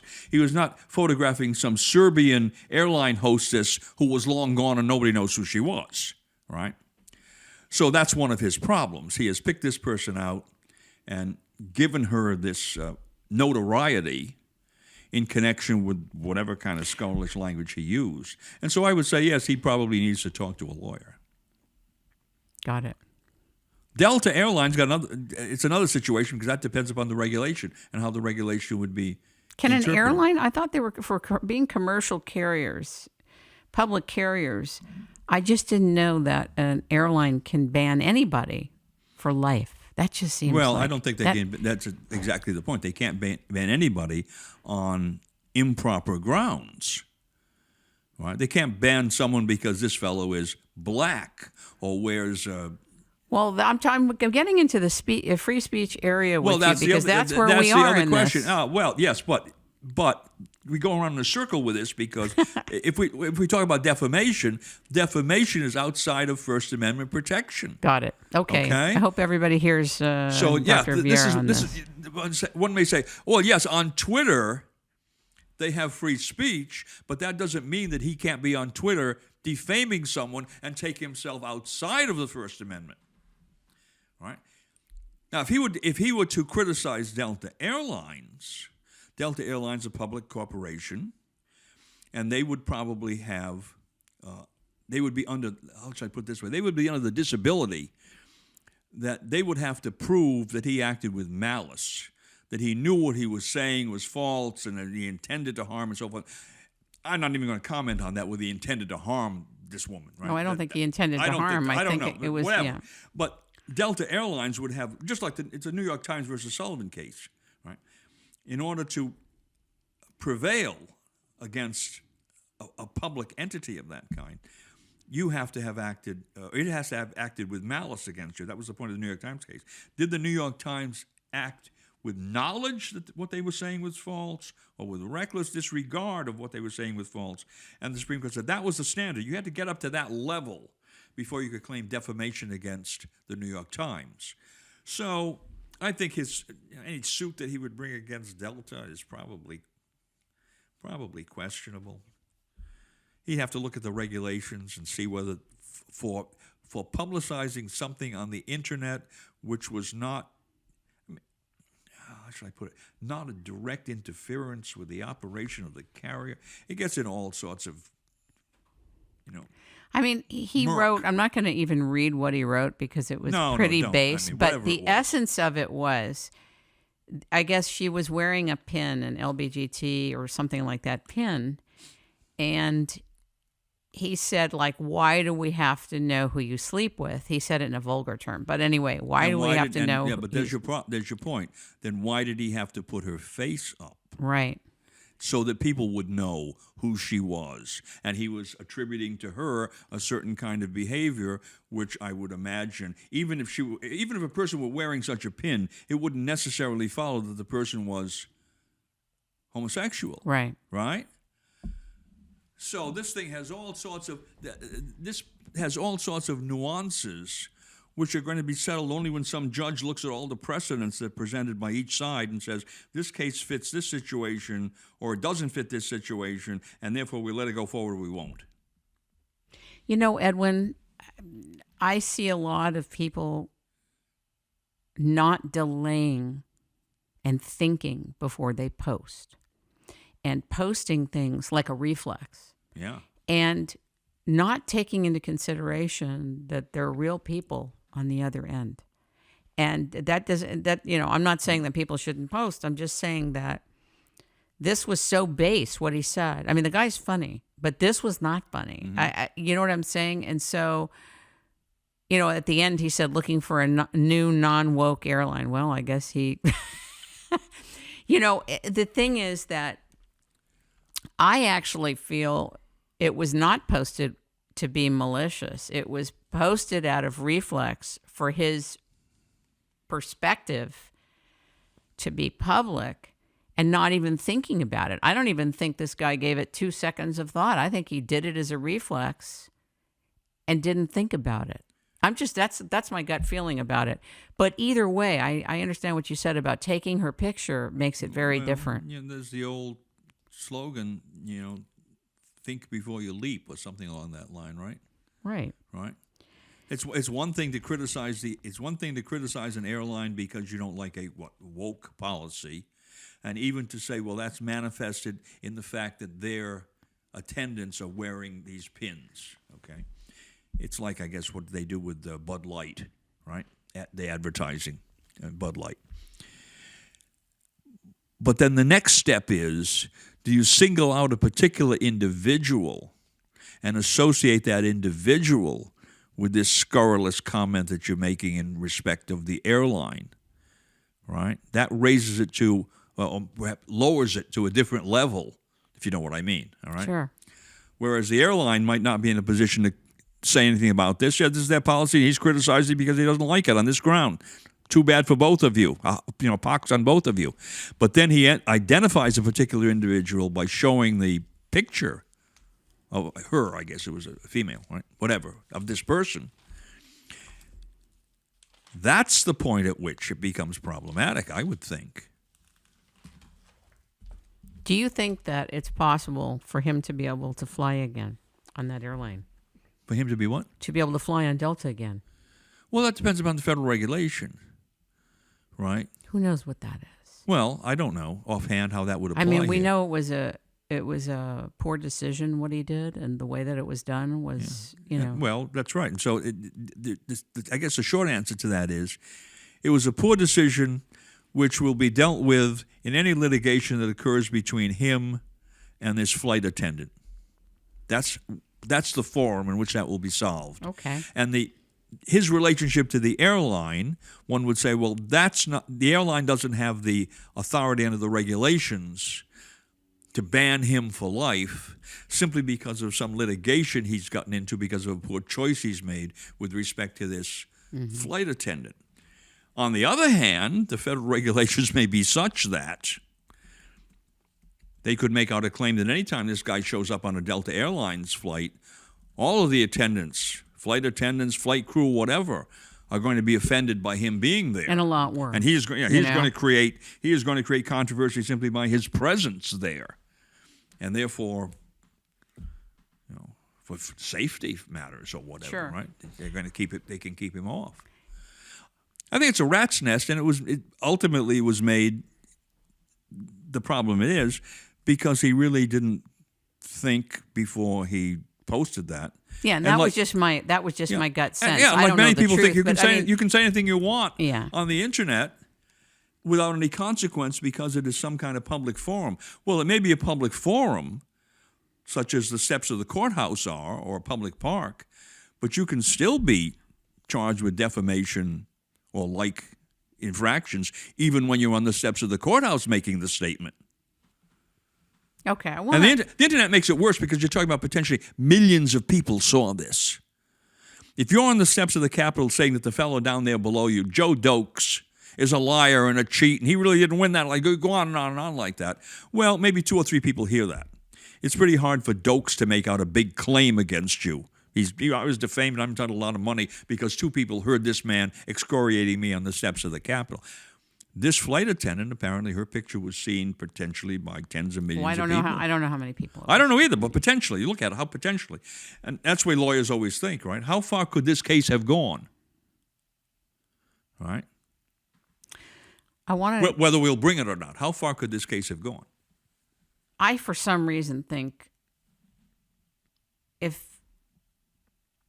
he handled this properly, even though, whatever happened, and what he wrote is out there, it's done, right? It's done. The damage is done in terms of hurt feelings, all that kind of stuff. I want to go into some things that Tim Waltz has talked about that concerns a lot of people. Oh, Tim Waltz. Okay. And he basically said there's no guarantee to free speech on misinformation or hate speech. Something like, especially around our democracy. Yeah. It's not it's close to being an exact quote, but I want you to respond to that constitutionally where you're at about that. And by the way, this is not about Tim Waltz. This is about anybody that would say that it happened to be, it came out of his mouth. Well, there are people besides Tim Waltz who say it. Sure.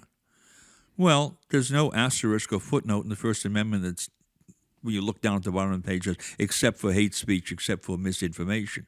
In the first place, what is misinformation? Right? What you say, I may consider to be misinformation, or vice versa. Who is going to be the judge of that? Principle of the First Amendment is, well, there are no judges for that. It's an open forum in which people present their opinions. They may be based on fact or they may not be. They may be based on intelligent analysis or otherwise.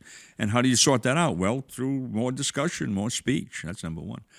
And hate speech is a certain category that makes me wonder because, of course, we are enjoined by many religions to love good and hate evil. All right? And hate is simply a very strong emotion directed at something that you don't like, such as something that is evil, fundamentally evil. So how do you define hate speech? I don't like the position of a political candidate, a particular political candidate, to a very, very high degree. I hate what he's doing to our country. I state that, right? I hate what this man, that's hate speech. Can that be prevented? Because I actually express hatred for this person? He is so bad that I hate him? Now I can be silenced because I've said that. I've expressed my opinion. Now that's also my belief. Right? I believe this. I hate him because I believe that he's doing. I may be wrong, but I hate. I'm not talking about myself. I'm the speaker here, right? I'm the speaker. And I make that statement. I hate this person. That's my personal belief. I'm expressing my personal belief. Supreme Court said long ago, case versus Cantwell versus Connecticut, actually in a religious context, by the way. What's it called? Cantwell versus Connecticut. Okay. That freedom of belief is absolute. For me to say that I believe something is absolutely protected. Unless I get into the area of defamation, right? And then we get into the rules of defamation. That's outside because that's been accepted as that. But for me to say that I believe what a person is doing is hateful, or that I hate I believe that, however I phrase it, how can I be penalized under the First Amendment for expressing my belief? Right? Am I supposed to keep my beliefs in my head that no one ever knows what they are? Isn't the purpose in many instances of having a belief to be able to express that to someone else? So the Supreme Court said, well, Cantwell was a fellow out on the street corner preaching, and he caused essentially animosity about what he was saying, okay? And the Supreme Court said, well, this is what he believes.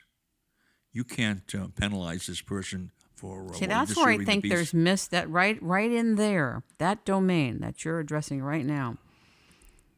If somebody impacts the many by what they believe, and they strongly believe it, and they're passionate about it, they could influence the many. Is that what's trying to be stopped here? Absolutely. Okay. So it's the influence of the many, right? And of course, passion is an influencer. It's an influential emotion, or sadness or grief, but usually anger, some type of anger or passion. So let's take what's happening with Israel, not to go into geopolitics per se, but Israel and Gaza and a lot of the sentiment that's going around. Like, I come from a Jewish family, and I understand the sentiment from other sides of this. First of all, I'm not from Israel, okay? The tradition of my family was Jewish, and so by birth, I'm Jewish, okay? Even though I've been involved in other traditions. And when I hear a lot and read a lot of terrible things on the internet about the Jewish people being associated with Zionism or being associated with Israel. So it's all clumped together, like it's all being discussed as if it's one, okay? There's a collapse of these distinctions, okay? So a lot of people feel if you're Jewish, you're a Zionist. And I'm not saying there aren't a lot of people that are. I'm just saying it doesn't mean if you're Jewish, you're a Zionist, per There are se. some who aren't. Okay. Pardon me? There are some who aren't. Yes, exactly. Sure. But the public, I'm just using this as an example, the public sentiment around the Jewish people that are really looking at the totality of what's happening is developing strong hatred and strong offense to and upset over what, quote, the Jews or the Israelis are doing.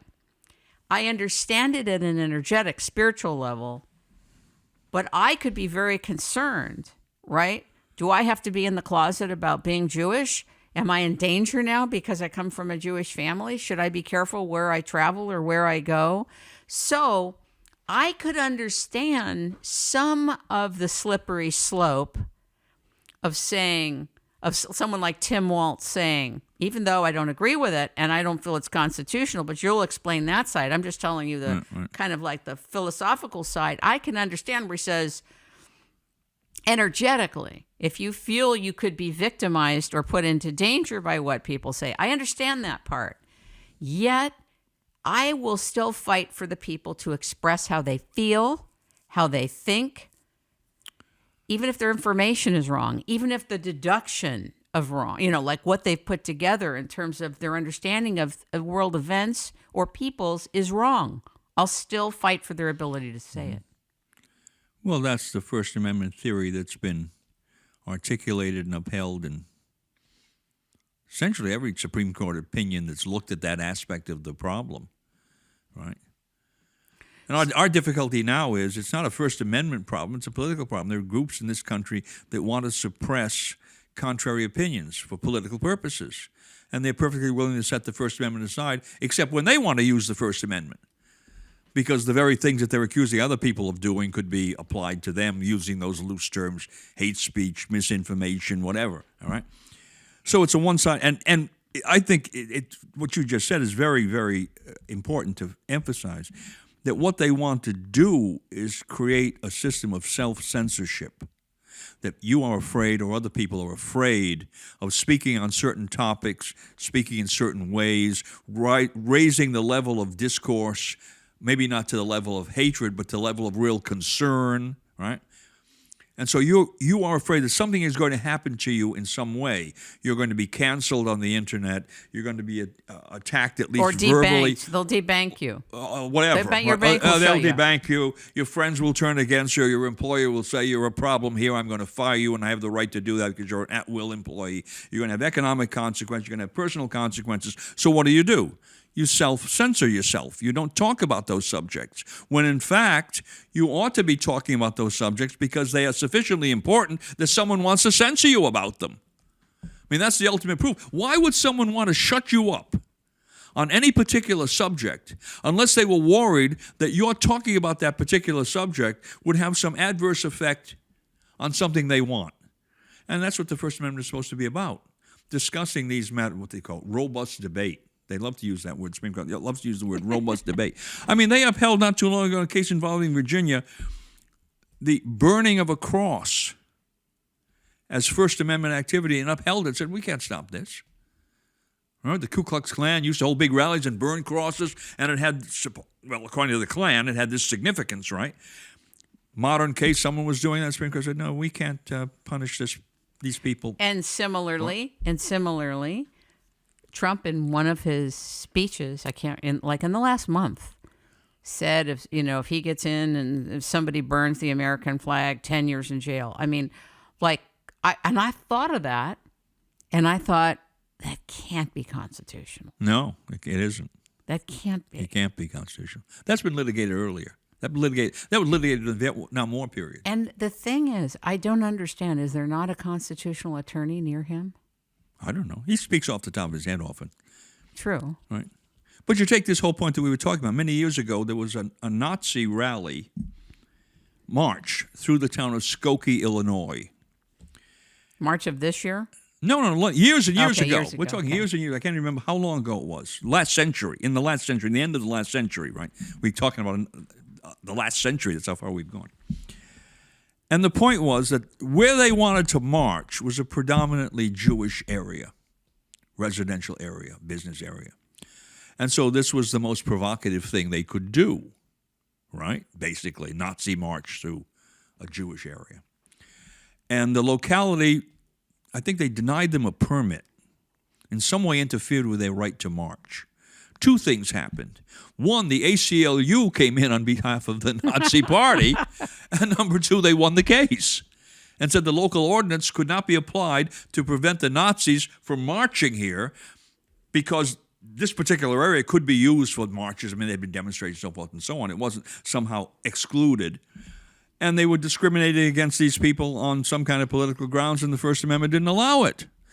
As abhorrent as, I guess, what's left of the American Nazi Party may be, how many people can there be in that? They could all be in a telephone booth, maybe.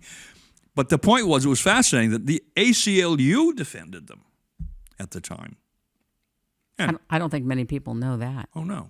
Well, that's the ACLU. Supposedly, that's what they were founded to do, was to defend free speech among other. No, but this particular instance that this was this sharing. instance. One would have thought, well, wait a minute, they're as liberal as can be. Are they going to stand up for the Nazis? And the answer was, well, the Nazis are, they have First Amendment rights just like anybody else, as long as they don't engage in, what's the difference? Abstract advocacy versus imminent lawless action. Okay, so let's go back to the comedian for just a moment. Delta could say, look, this comedian exercised hate speech on X. And based on that, we have, we're making a policy. Well, you're back in the circle again. What's hate speech? Something they don't like. Right. Right? You're back in the circle. You can't put this whole concept of labeling hate speech, misinformation, disinformation, so forth and so on. It's just minds. They're traps. Well, these are designed to cut off parts of the First Amendment. You can certainly say things that you believe, and they're not right. Right? I could prove later on, well, you were wrong about this, you were wrong about that, your historical analogy is invalid, it didn't happen here, et cetera, et cetera. Everything you said was wrong. But you believed it at the time. What am I supposed to call that? Misinformation? And then I can say, well, you better not say that ever again because that's misinformation. I'm going to take you to court. What? Well, this is the big battle over platforms. This is why the government has set up infrastructure to, quote, deal with, stop, censor, a censorship, not just a paradigm, but a whole censorship apparatus that Mike Benz has shared about, a ton of what's been set up to stop the free flow of communication between and amongst people and about people and events. And it looks like the battleground is happening online. It's happening online. And so the big fight right now between the U.S. government and Elon Musk is that he will not allow the U.S. government to have their infrastructure driving what can and cannot be communicated on X.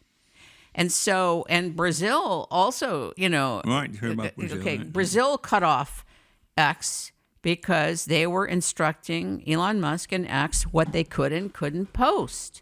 So there's something about the free flow of information that is a real threat to, I guess, all establishments, all governments.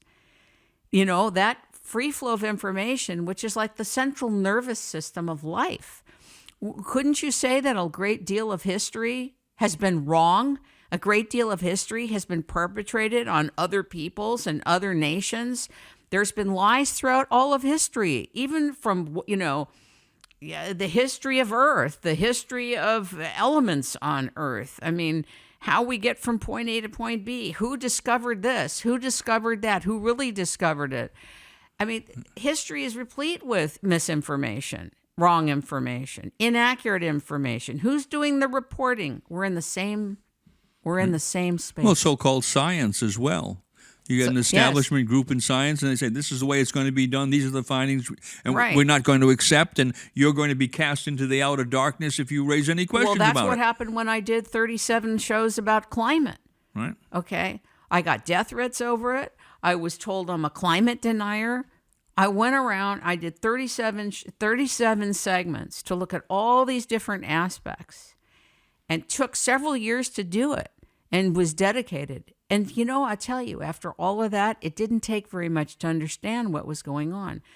Consensus, which never was inserted into science, and you're a former chemist, right?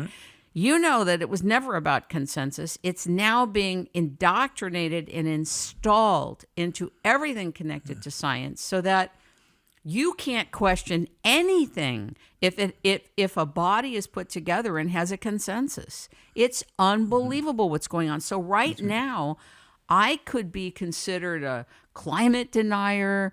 The average person... Whatever that means. Yeah, whatever that means. Whatever. You're an election denier, you're a climate denier. Right. Anything you question, you're a blank denier. It's all this language and lingo. But the bottom line is that the misinformation is now being installed into societies globally as a thing. It's not just like, we are into discovery, exploration and discovery. Oh, we found out we were wrong about that. Do you think the people throughout history have told they were wrong? Like, did you ever know Christopher Columbus came to America with maps? How much has that been reported? Oh, yeah, and the Portuguese were here before he came. Okay, and the Chinese were even here. Yeah, sure. But you're not going to hear that. And so... Graham Hancock. There you go. Yeah, there Graham you go. Hancock, Right. not just Gavin Menzies. All right. And Okay. Gavin That's Menzies. The late Gavin Menzies, actually. But the point of the matter is that all this, to me, connects together. This misinformation, to me, looking and observing all this, is a Trojan horse to go in and death by 1,000 cuts, like the incrementalism of killing free speech. Right. And the hate speech is also another one. It's one thing to say, be cordial, be nice to people. In other words, it's one thing to put that out as a suggestion on your platform, or we encourage this, or because we don't want people debased on our platform. Okay, as a policy, yes. But, people being totally deplatformed, debanked, this is serious. It's serious what's being installed. Well, it's even more serious in the scientific realm because in the past, certainly when I was doing it on a regular basis, was always the assumption that consensus didn't mean anything. You get a doctorate in chemistry or physics, you're going beyond the consensus. You're doing something new. Now, you may be adding to the consensus and improving a part of it, but typically it's to go beyond that and discover something that, in a way, disproves the consensus. You think of peer-reviewed journals. I always thought that was a kind of a vicious idea because if you are really on the cutting edge, you have no peers. By the way, I did a whole show with Gavin Menzies and Dr. Tim Ball on peer review. Right. How it really works from the inside. It's frightening, and yet maybe not you, but the average person says, oh my God, so-and-so has a peer review article, peer review. This has been peer reviewed. In other words, it's assumed it's correct.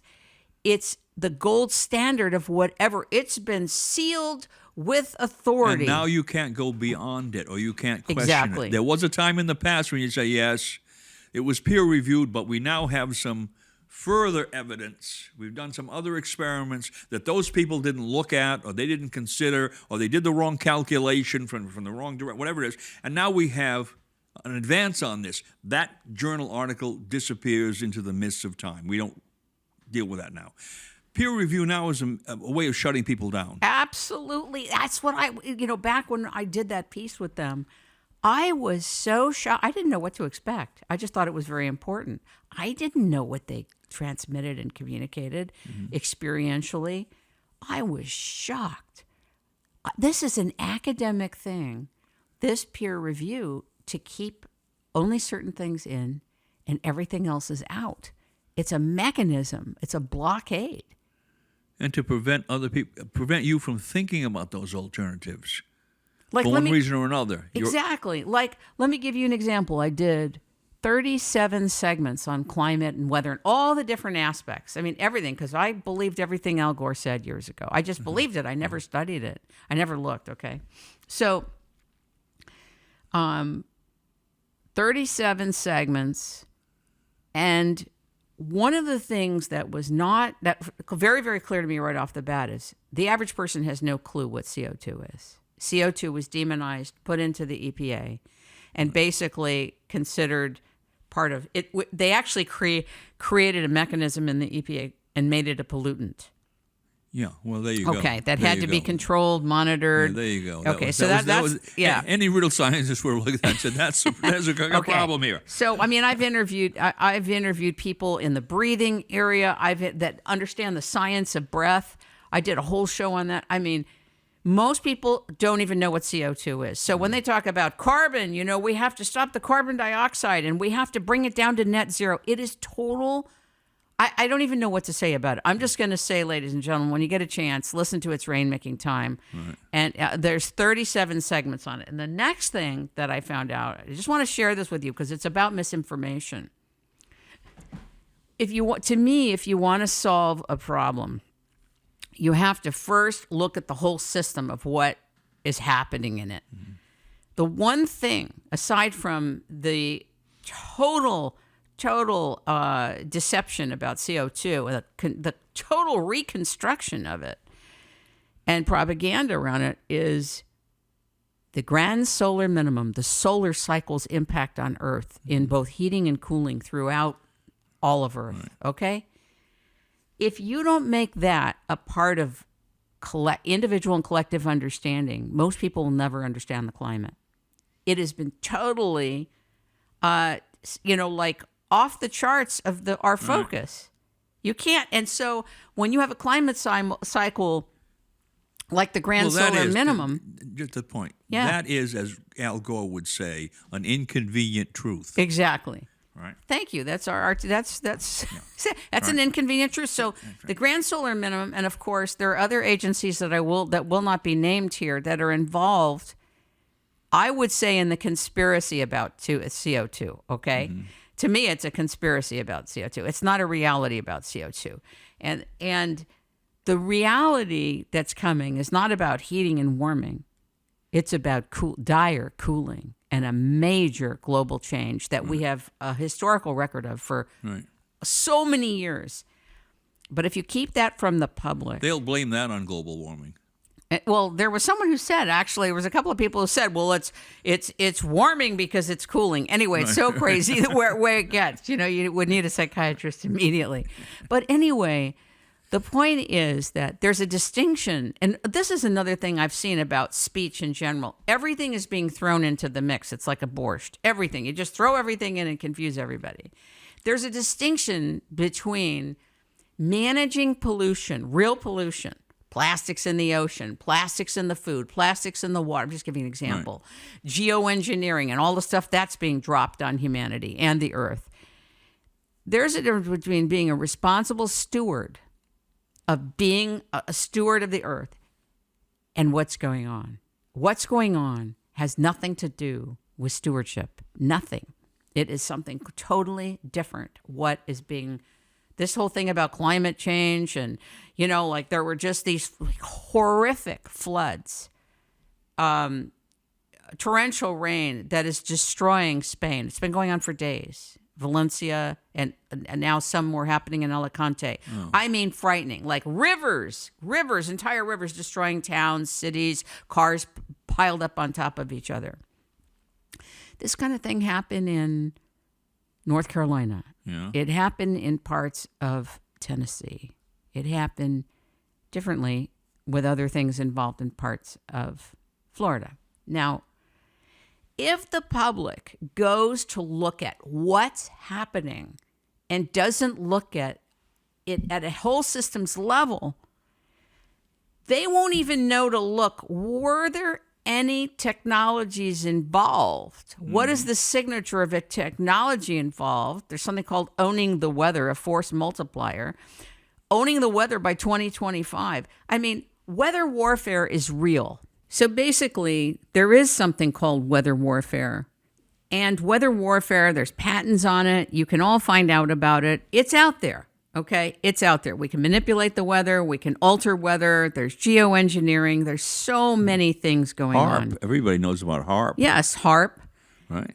And that's part of it. But it's even more involved than we knew about even 10 and 20 years ago. The point is not that there is not natural weathering, but what I'm saying is that now when people see a severe weather event, they go, oh, climate change. It doesn't mean anything because you have to have the receptivity to look and see what are the variables? What's the signature of the events happening? You have to ask more questions than you ever asked in your life. It's not so obvious what's happening. So I want to give you all a little bit of where to find out about Dr. Edwin Vieira. We've covered so many subjects, but I want to tell you, when you go to rainmakingtime.ch, Edwin and I did a piece called America, Its Founding Documents and Status. Can the government force you to buy anything? This is another segment titled Drawing the Line in the Sand in Texas with the U.S. Constitution on Borders and Calling in the Constitution. And Edwin, how do people find your writings, your many writings? Is it News with Views? Yeah, newswithviews.com, one word, newswithviews.com. You go to the writers section. You'll find me down at the bottom being V, right at the end of the alphabet, and everything I have produced for them over the years is there in an archive. Is there anything you'd like to say to people listening to this about what's happening? And would you ever be interested or open in doing something live with me on Twitter to take people's questions? Well, I don't see why not. Like to do a live Twitter feed. We are in an amazing period of history, I think in a negative sense, amazingly dangerous period of history. And a lot of it is fueled by ignorance.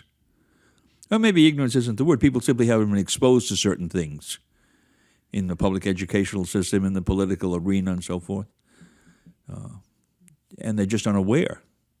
And therefore, events are, in a sense, flying over their heads, and they don't notice them because the events are at such a intellectually stratospheric level that they can't, it's not so much they can't comprehend, they're simply not aware that they're there or that they're happening in a particular manner. I think a lot of that is true with the legal system, the Constitution. I talk to so many lawyers, and I get the impression if they read the Constitution in law school, they've forgotten most of it, or at least they don't have an occasion to use it. And nonetheless, that's the key element to the entire political structure of the country. And yet there are factions of the country that want to call it a living constitution and get rid of it. Oh, yes, because it was designed in such a way as to thwart the type of things that they wanted to do. If you go back to the Declaration of Independence, which was excoriating the king for being an absolute tyrant, the Constitution followed directly thereafter and was informed by that mindset of the founders. We want to create a system that is not going to allow the kind of absolute tyranny that we have already experienced to come back again. Now, perhaps they were somewhat naive because the mind of man is capable of all sorts of mischief, no matter how well you write a constitution or the document.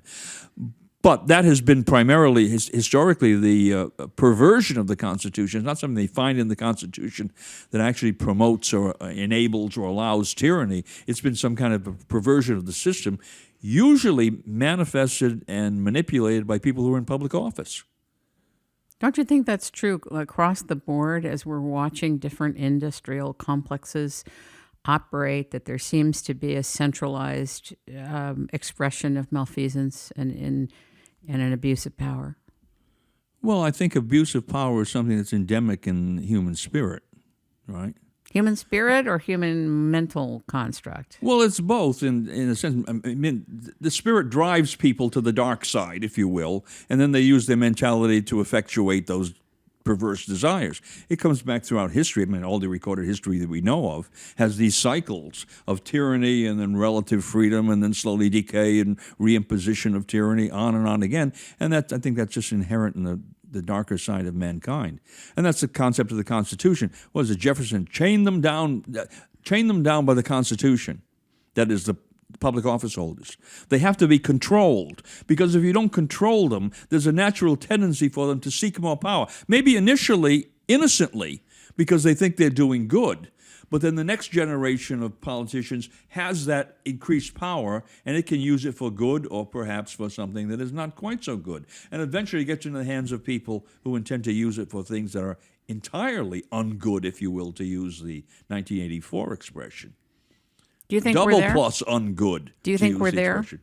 We're 1984? I think we're at the threshold of it. Because everything that appears as the manifestation of Oceania in 1984, there are elements of it here now. They're not completely coordinated and completely integrated, but they're all there. They're all on the chessboard, as it were. And the question is, which way are these pieces going to be removed or moved, depending on which side of the board you're on? And there are obviously many, many people in the economic field, the political field, the cultural field, who are determined to move this system in the direction of a highly centralized government, a kind of a new feudal system. There'll be a group of elites that control everything, and then there'll be everybody else.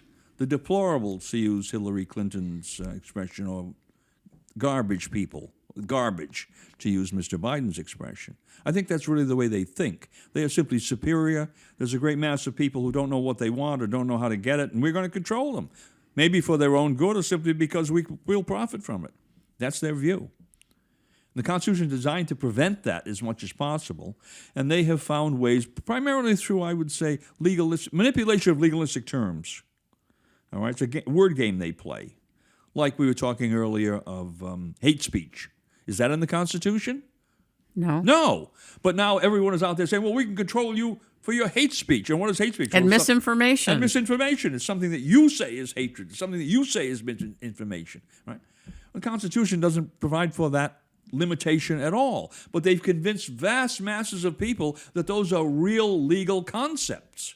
Why? Because most people simply have no idea of what the Constitution entails, what it allows and what it disallows, including many lawyers. Lawyers operate in a system where, in many instances, they never come in contact with a constitutional case or a constitutional principle. Listen, when you were in law school, you told me in calling in the Constitution that it was not taught to you.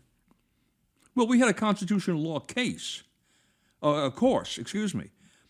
But what I assumed was going to happen when I walked into the course was the first thing we would be asked by the instructor was, we're here on Wednesday, we're not coming, our next class is on Friday. Between Wednesday and Friday, I want everyone to read the Constitution.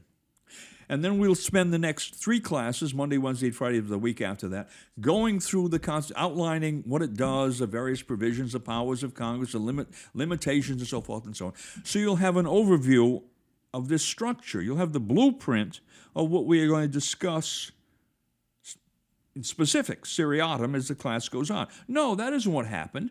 We immediately started reading Supreme Court opinions about the Constitution. A Supreme Court opinion is an opinion. It is not the Constitution. It's what the Constitution says to the Supreme Court or the members of the Supreme Court or a majority of the members of the Supreme Court at a particular... the Supreme Court has overruled itself on constitutional issues, I think now it's 35, 36 times. Well, now, if they come up with an opinion A, and then later they come up with an opinion B, which is the opposite of A, which one is right? A could be right and B wrong, B could be right and A wrong, or A and B could both be wrong. But one thing we know is A and B both can't be right. So how can you be talking about a court which claims that it is the final arbiter of the constitutional meaning when the court itself admits that it makes mistakes? You have to go back to the document, the history, the wording, so forth and so on. There are all sorts of interpretive techniques. But that really is not taught in law school anymore. What's taught in law school is, here's what the court said about it, and also here's what the court said about it lately. Right? It may have overruled itself. Well, when were they right? Maybe they were right in 1935, 1933, National Industrial Recovery Act. National what? National Industrial Recovery Act. There are people in this political brouhaha that we have going on now that are calling Mr. Trump a fascist. Right. And his proponents a fascist, right? Who was the classical, real, honest-to-goodness fascist in American political history? It was Franklin Delano Roosevelt.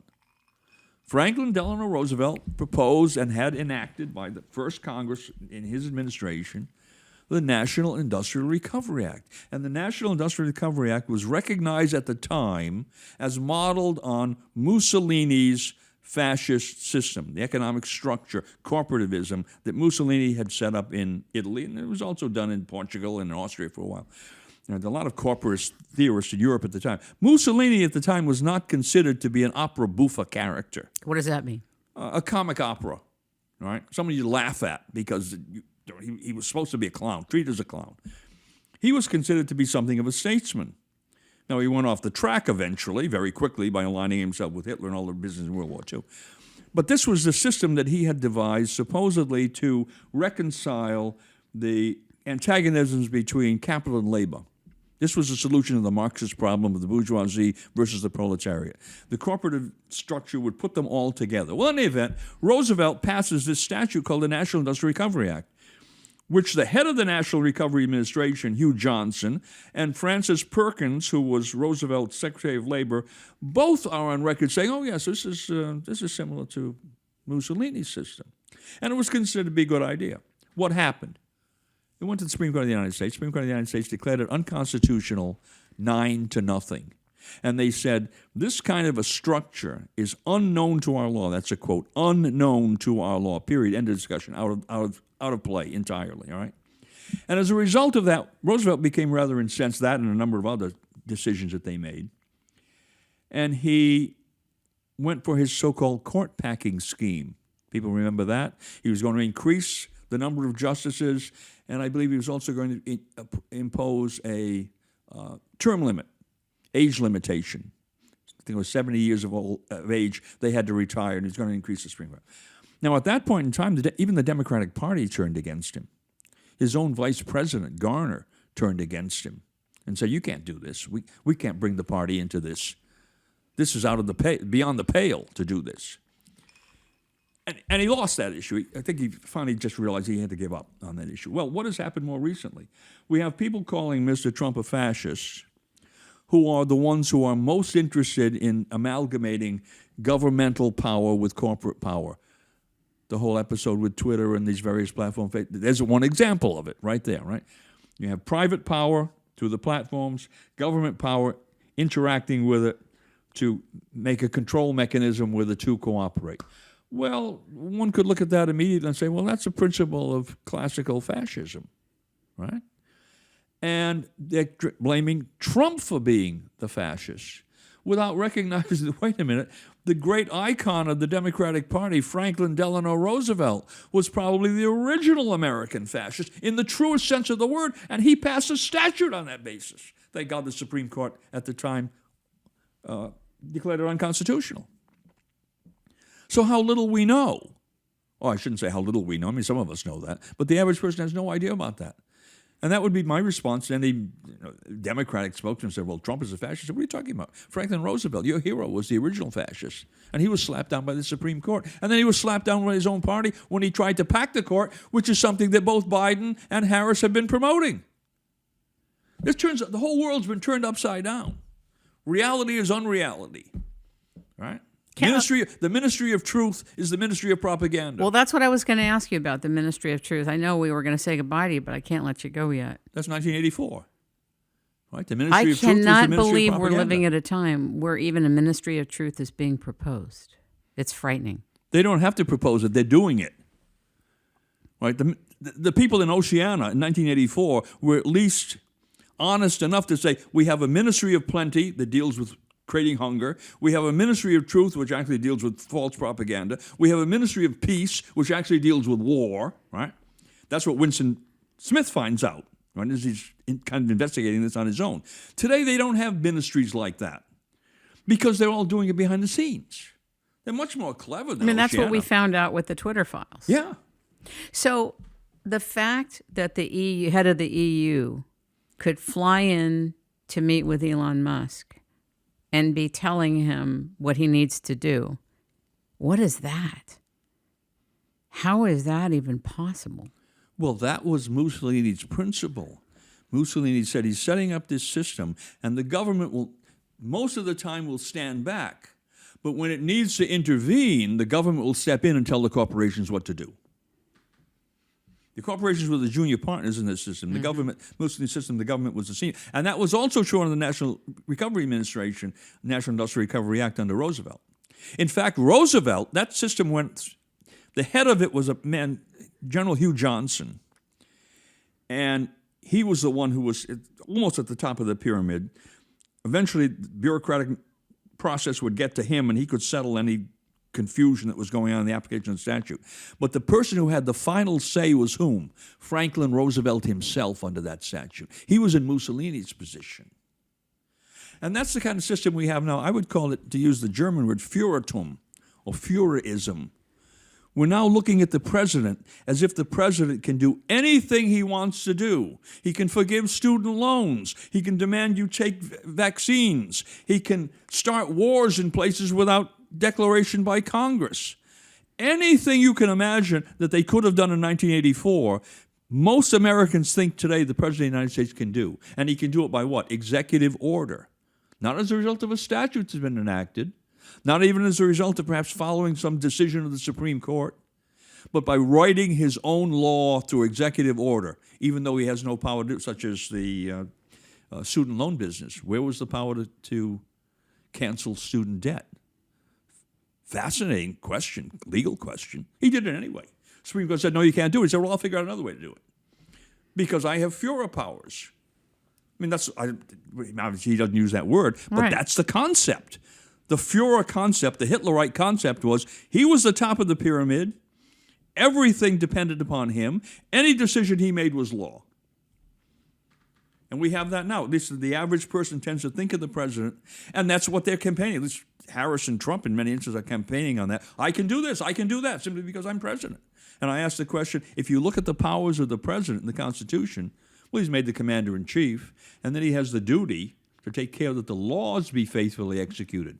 Not to write the laws himself, but to execute the laws. And what's the highest level of law in the country? It's the Constitution. He's bound to exercise the Constitution. Well, I got to ask you something then. Then how come it is that a lot of the executive orders that have been written as far back as I can remember violate the Constitution in total? Well, the president has every president in the last 25 years. The president has no power to create law. He has the power to execute the laws.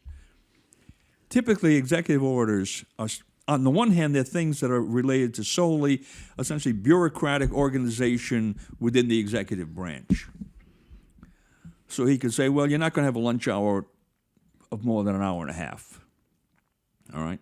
Kind of like the employment rules in a corporation. And that will affect solely those individuals in the executive branch to which those orders apply. They don't apply to me. They don't apply to you. We can't tell me whether I can have an hour and a half lunch hour or not. Congress can also pass statutes that say, we want the president to execute this statute. Here's what the law is. Here's what we want done. The president's going to execute this. And he can, and they don't necessarily say it in the statute, but he can use an executive order for that purpose. because he's been given authority by Congress. But that executive order will have authority of its own solely because it derives from the statutory authority granted by Congress to the president. The president does not have a kind of lawmaking authority that he can write what the Russians are, on okays. Right? Russian Tsar could write an okays. And that was a law because the Tsar said so. Like Hitler would do the same thing. Right? Do it because he said so. The Fuhrer said so. That's the end of the question. The president doesn't have those powers. But more and more people seem to be accepting the concept of the executive order, things that can be done by executive order because he's the whatever. And they talk about him as commander-in-chief. Well, what is he commander-in-chief of? The Army and Navy of the United States and the militia of the several states when called in the actual service. He's not the commander-in-chief of me. I'm not in the Army. I'm too old to be in the militia. He's not my commander-in-chief. He's not your commander-in-chief, I would bet, as well, on the same grounds. And yet everybody talks, oh, this fellow's a commander-in-chief. And that's another aspect of it. It's kind of a militarization, right? We've got this Führer figure who was our commander, and that was Hitler's point. He was the head of the armed forces. He was the head of everything. The Führer was in charge of every aspect of German life. And we are getting to, and that's Big Brother in Oceania. Anything Big Brother said, and he would implement it through these various ministries, this was law. And what were you supposed to do in the 8-minute hate of the 4? You're supposed to look at the picture of Big Brother and cheer on whatever the war was at the time, East Asia or Eurasia, right? And et cetera. Right? That whole operation that was going on. And we have gotten to that position. There's Big Brother, well, a big sister. It could be Kamala Harris, Big Brother or Big Sister. And they have these powers, which we can't understand because they're so complicated. And they can simply write executive orders. And we love that because we're going to come to them and ask for various favors. Students want their loans forgiven. Well, let's go to the Führer. Biden is going to do that. Kamala's making all sorts of promises. And so is Trump, for that matter. I mean, they all do, right? But in an actual republic with this Constitution that I'm holding in my hand, no one would get away with that as a politician. They'd be laughed off the stage. Why aren't the constitutional attorneys of the United States, besides yourself, speaking out? Well, because the ones who are really constitutional attorneys in the narrow sense of adhering strictly to the Constitution represent certain fringe groups. I mean, the First Amendment purists, right? Some of the Second Amendment people. That's pretty much getting to be a fringe group. So-called election deniers, right? Whoever they are, whatever that means, right? All of these people that might be climate change deniers, vaccination deniers, whatever. These are all fringe groups, and you can look at those groups and say, well, they have specific constitutional rights that are being infringed, if you will, right? But they're very small groups, and to a large extent. I don't know. I question you about that. I'll tell you why, okay. Edwin. It seems to me that these groups, since they're able to communicate together on a portal like X, are amassing. Well, they are amassing yeah, like there's no tomorrow. That's good. And I think that that's one of the fears of the oligarchs and the tyrants and, the people that want to rule by edict. That's the fear. Well, that's why they wanted Winston Smith to keep correcting the history of the party newspaper. Right, that was the whole problem. He finds this photograph in an old copy of the party newspaper, which is supposed to have been long ago sent to the memory hole. And now he realizes that the party's been lying to him. And that changes his whole life, actually destroys him, and the way the story ends up, right, because they catch him. Right? That's exactly the point with suppression of free speech. You want to destroy not only what people are saying now, but their ability to recount memory about this system, how the system's changed, and then to make predictions that will cause people to act contrary to the desires of the ruling political class. That's why this thing is exactly like 1984, except we hope that it doesn't end up for us the way it ended up with Winston Smith. And that's, in a sense, your problem. It's to get these ideas out and publicize them so that a mass opinion develops before it's too late. Don't you think that a lot of people in the United States, of course this exists in other parts of the world, but right now we're here. So here in the U.S. that there is such a huge divide, such contentiousness. I mean, I've never seen it so warlike in my life, what I'm observing. Never. Now, when you go out into the market and you go to a restaurant or what, typically, you don't see that. You go to a shop, a store somewhere, you're working out, You go online, people are letting loose like there's no tomorrow. But it seems like this is going on, it's really happening. And I think that there's like 50% of the country that understands and sees what you see and what I see and am concerned about. But another 50% is calling for the end of free speech, is absolutely standing for it. Absolutely. Because if it's something that hurts their feelings or they don't like or agree with, they want to disappear it. Mm-hmm. That's scary, which kind of means to me there's little tyrants in a lot of us.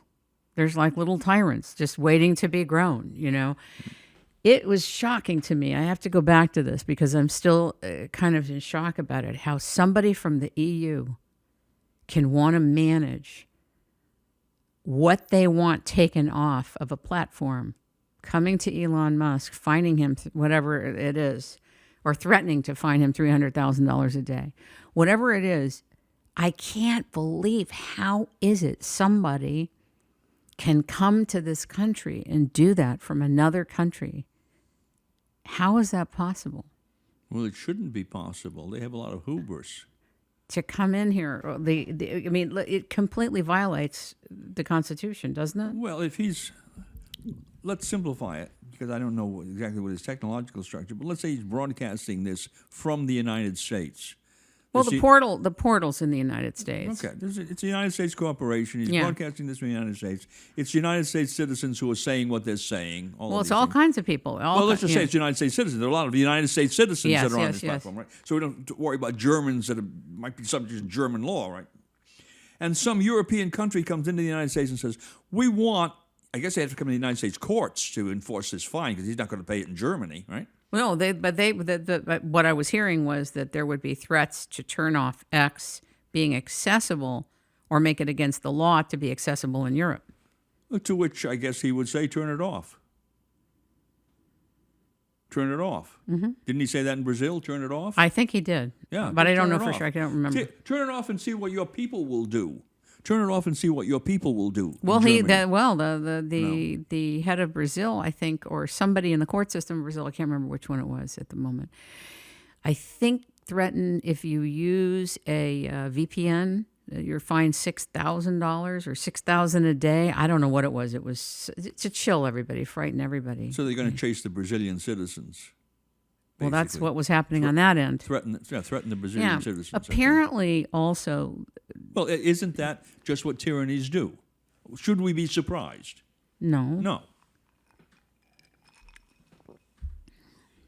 So, do you feel that there's a concerted effort to take out not just the First Amendment, but the whole Constitution? Oh, yes, absolutely. There are all sorts of provisions. Number one, they don't want any vestige of state sovereignty left. That's been whittled down by erroneous decisions of the Supreme Court. But we don't want that. We want, not they want. I'm not talking about we, okay? Not we. You mean we the people? What they want. We the people. The other people. The people who are, they want to remove that. They want the states to be like local government is now. Just appendages of Washington, D.C. Washington, D.C. will tell them what to do. Then they want the people regimented. And I would say first, in the Second Amendment context, they don't want the people to have the ability ultimately to resist a full-blown tyranny, just on principle. Any tyrannical government, one of the first things they do is to make sure that people can't rebel against them, obviously. Look what's happening in England. That is frightening. Yeah, you don't want want my God. Okay. Well, England, Australia, New Zealand, these were test beds for various kinds of gun control. I mean, even the police there can't even defend themselves. Yeah, it's insanity. It's insanity. But that's part of the whole program. That makes people even more dependent on the government. So they want to get rid of the Second Amendment.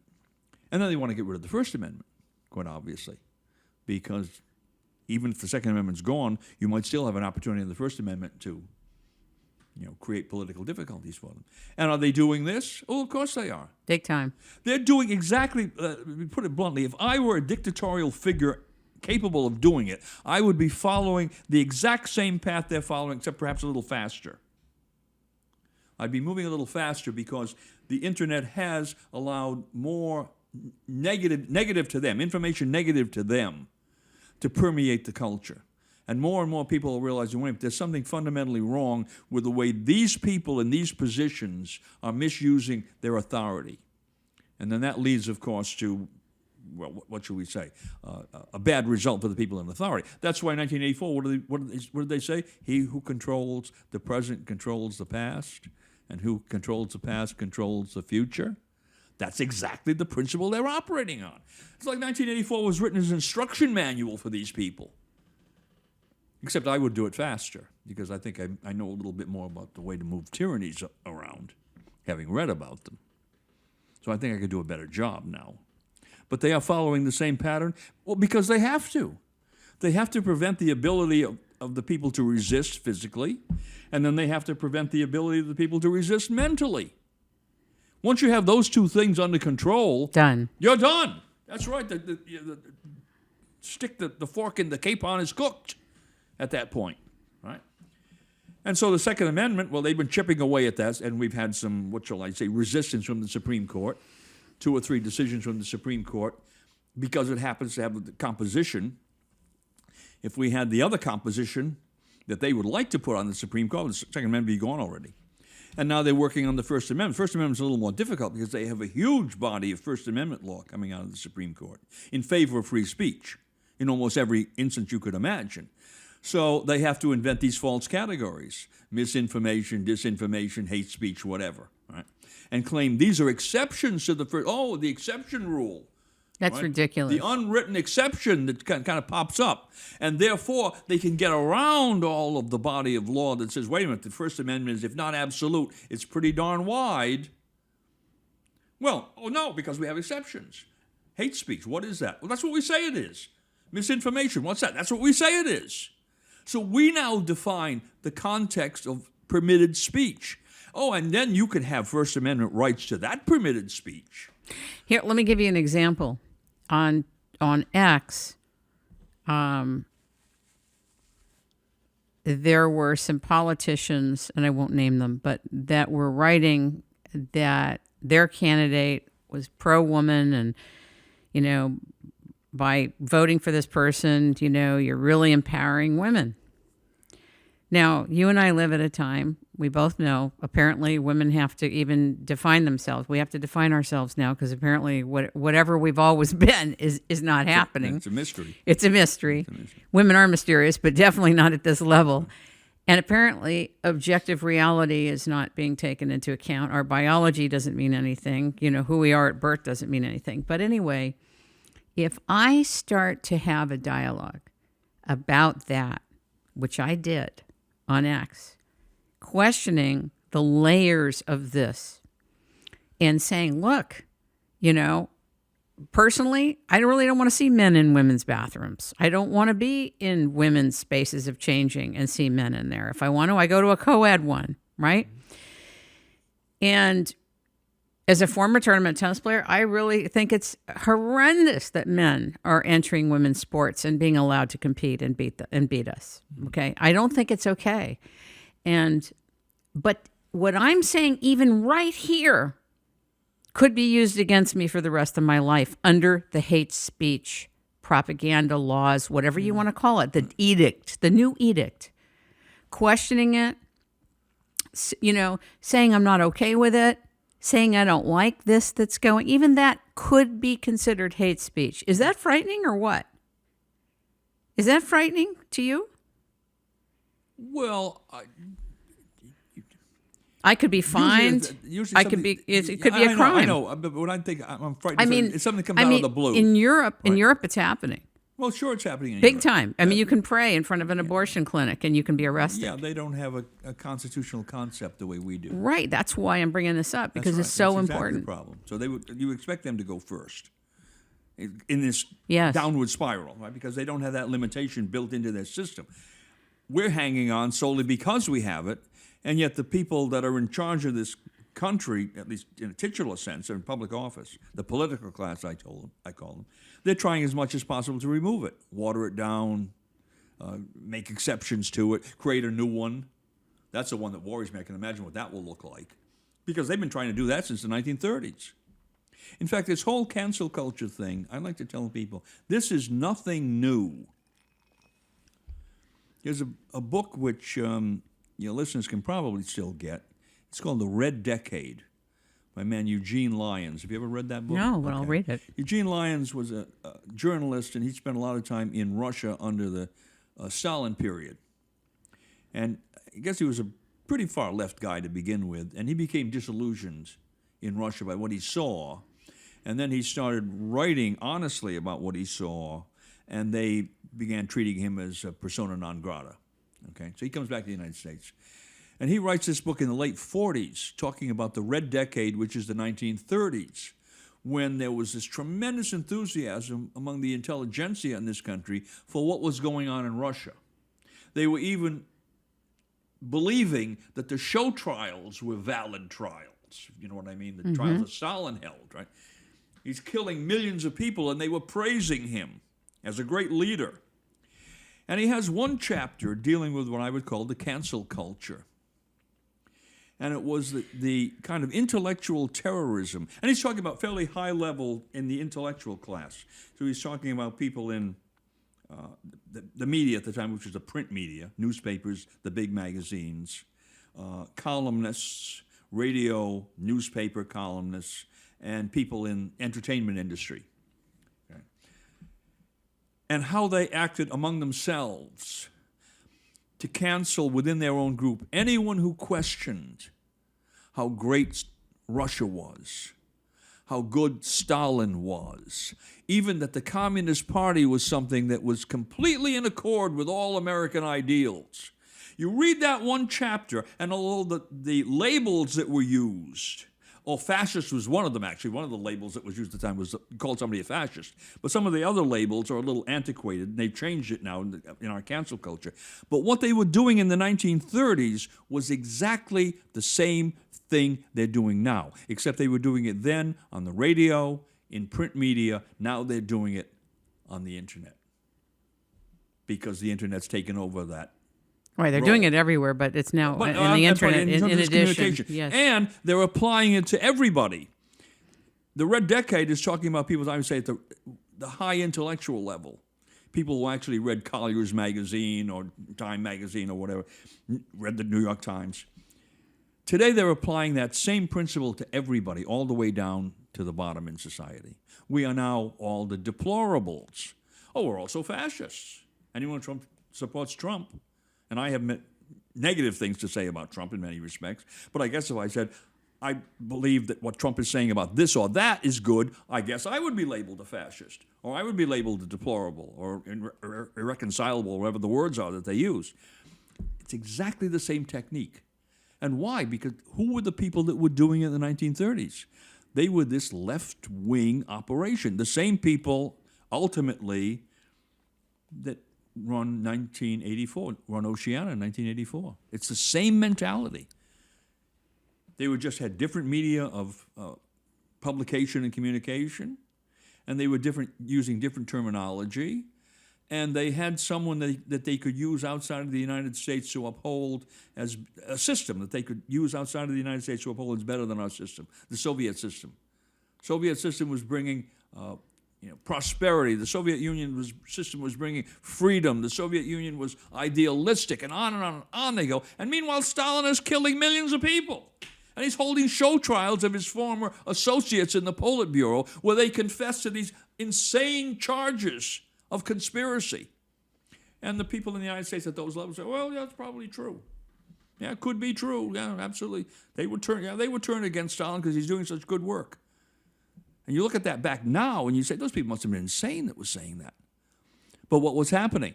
The information that was coming out from Lyons and Malcolm Muggeridge and some of these other people who had been in Russia and were seeing this and criticizing it, that was all suppressed.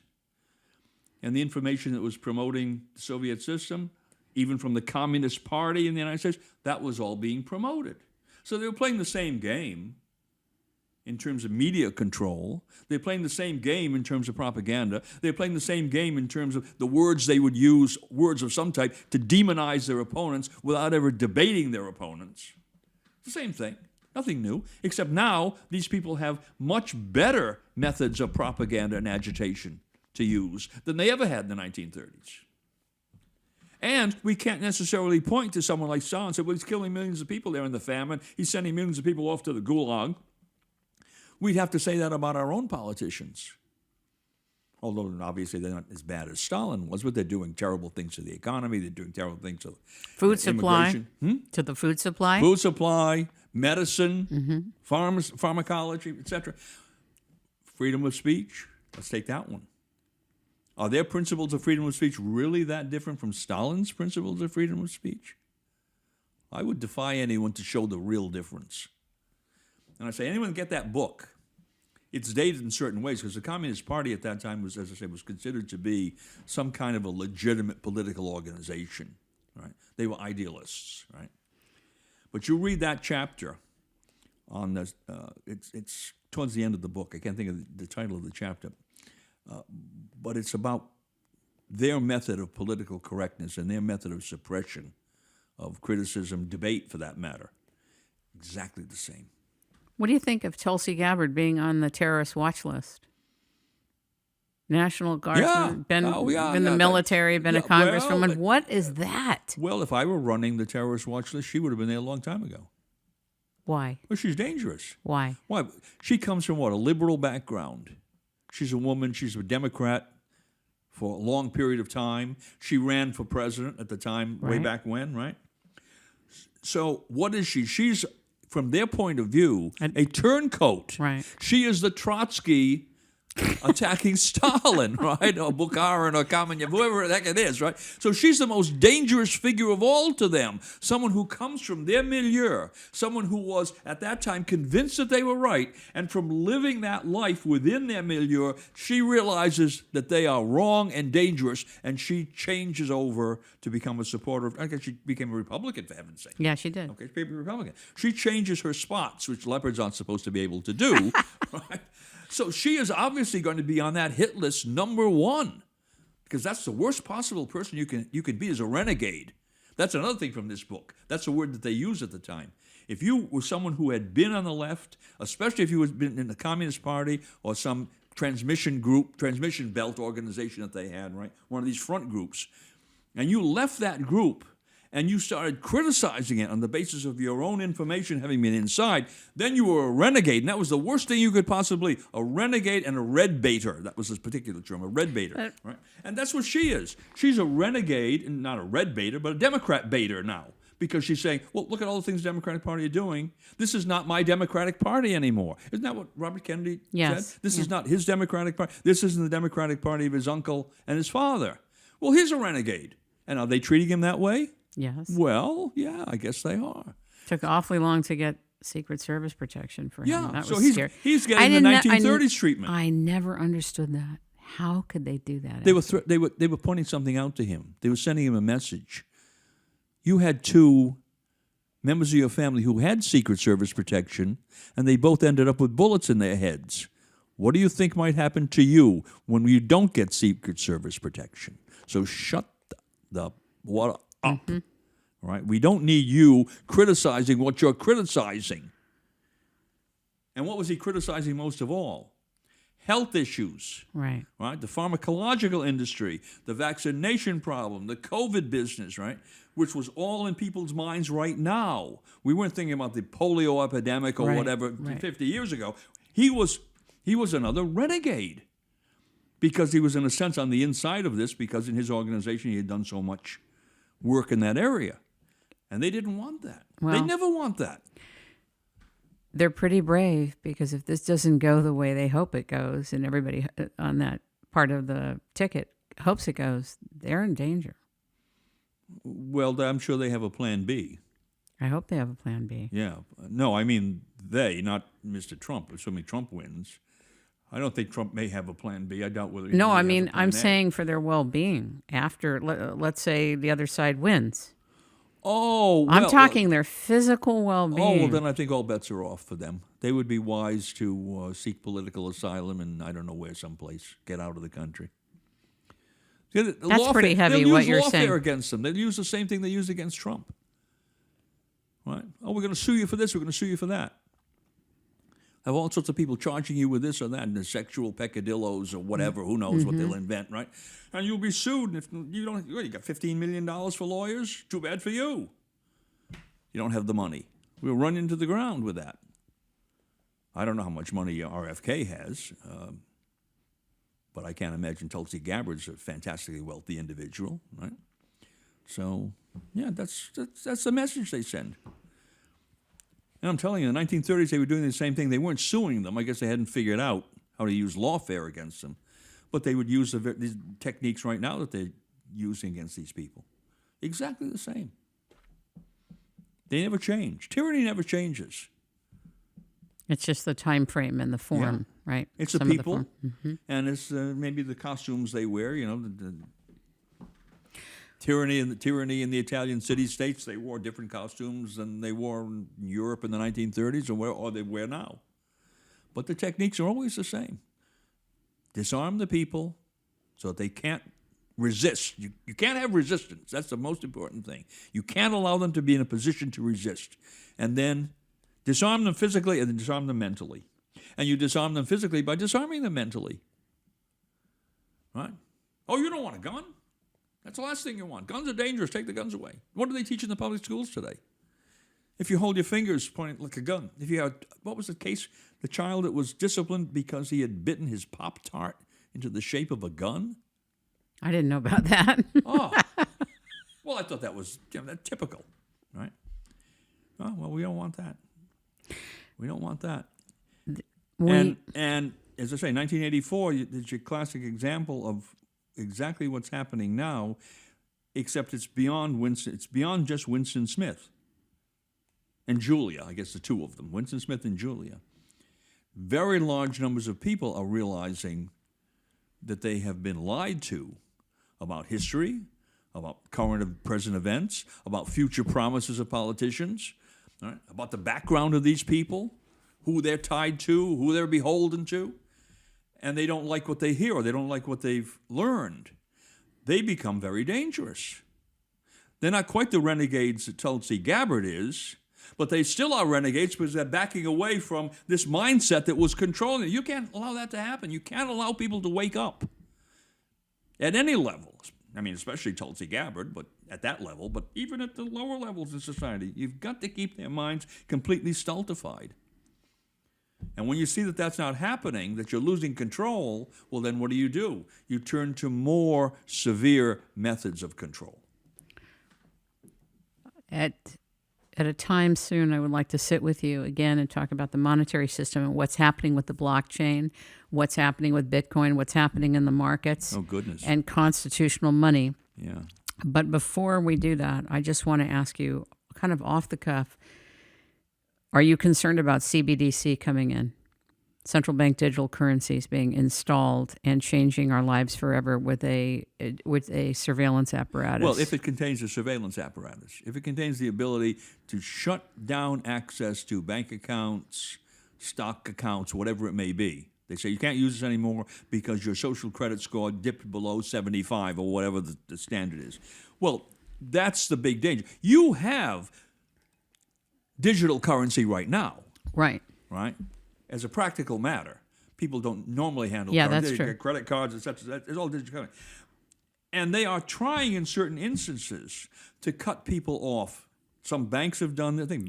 Some banks have done this. Actually, Melania Trump was debanked. Okay, so there you go. And I think one of her sons. To debank people. I think Barron couldn't get a bank. Right. Something. Okay, so that's already beginning, but that doesn't depend upon this concept of central bank digital currency. It's being done with what we have now. Right. But if they combine the two with the surveillance mechanism so they know every transaction that you're making. Apparently there's like a potential pre-approval mechanism in that too. Like they can say, oh, you're consuming too much CO2 or, you've used too much gasoline. Why not? Why not? Anything. Oh, you bought, for instance, in Virginia, you can't buy 2 handguns in a 30-day period, unless you have a concealed carry license, okay? So you could imagine that would be a simple-minded situation. Guy with a credit card comes, he's bought a handgun on the first of the month, and 15 days later he says, well, I'm going to get a sale, I'm going to buy another one. Use the same credit card. And the credit card comes back and says, denied, because we know you bought one 15 days before, and the law in Virginia says you have to wait 30 days. You could imagine that happening, all right?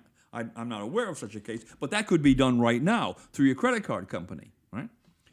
And one would say, well, okay, there's a law that prevents you from doing this, and the credit card company is simply, abiding by this law, not becoming an instrumentality in your violation. But you can imagine how that would apply if you extended these laws to almost everything you did. You say your carbon footprint, right? You're driving too much, right? Or you're on the internet too much. You're using the internet too much, or using too much electricity. Oh my God, you took too many planes last month. Whatever it might be. And all of this is being recorded, thank goodness to the technology people who have made that possible. They've made 1984 a possibility. All right. No, I know. When you think about these people, and they say, oh, how wonderful and smart we are. So, yeah, you've created a situation for the worst tyranny that humankind has ever faced. Worse than 1984. My God, 1984 had this. Nothing. Imagine what they could have done. But in any event, you combine those things, and aren't there people now who want to control other people to that degree? Sure. Who honestly believe I think they're over in Europe. If your CO2 emission is beyond so many milligrams per whatever hour or something, that you have to be shut down, your car has to be shut down. If your temperature in your home is above 69 degrees, so you're using too much electricity, that has to be shut down. You think there aren't, or you've got two refrigerators instead of one? Not that I'm saying I have two, but just imagine that. You have two. Oh my goodness, you can't do that. And now we have the ability to shut that down. We can shut your electricity down. We can control that because you have the smart meter, right? And when you ask Alexa, what's the problem? Alexa will tell you, your temperature is too high in the upper bedrooms. Oh, thank you, Alexa. Now I know I'm going to freeze it and put on another sweater, right? Why not? And aren't there people that want that to happen? And if you can identify who those people are, would you want to put them in public office? No. No. By the way, this even transcends that which you're referring to being able to read and have access to every breath we take, our circulatory system, and everything going on inside us physically. Literally. That capacity already exists. Yeah. Oh, yeah. That's why you don't take certain medical procedures. Let's not mention what they might be. There's certain medical procedures you refuse to take those procedures, all right? Because we know that if it isn't perfected, they're working on it, right? And you may be one of the test beds to make this thing function. Oh, yeah, no. But it's amazing how many people don't even think about that. Oh, yeah, sure, do that to me. I don't care, do that to me. Dr. Edwin Vieira, it is a pleasure to see you and to speak with you again. I know the subjects we talked about and discussed today are not easy for the public to think about. But well, thank you, Kim. I hope that some people will open their own minds to these problems and come to their own conclusions, not just listening to us and believing what we say. Think about these matters for themselves. Use their own discernment. And then we may see a change in the proper direction. It's rainmaking time. Thank you so much. God bless you. Good luck. I don't want to say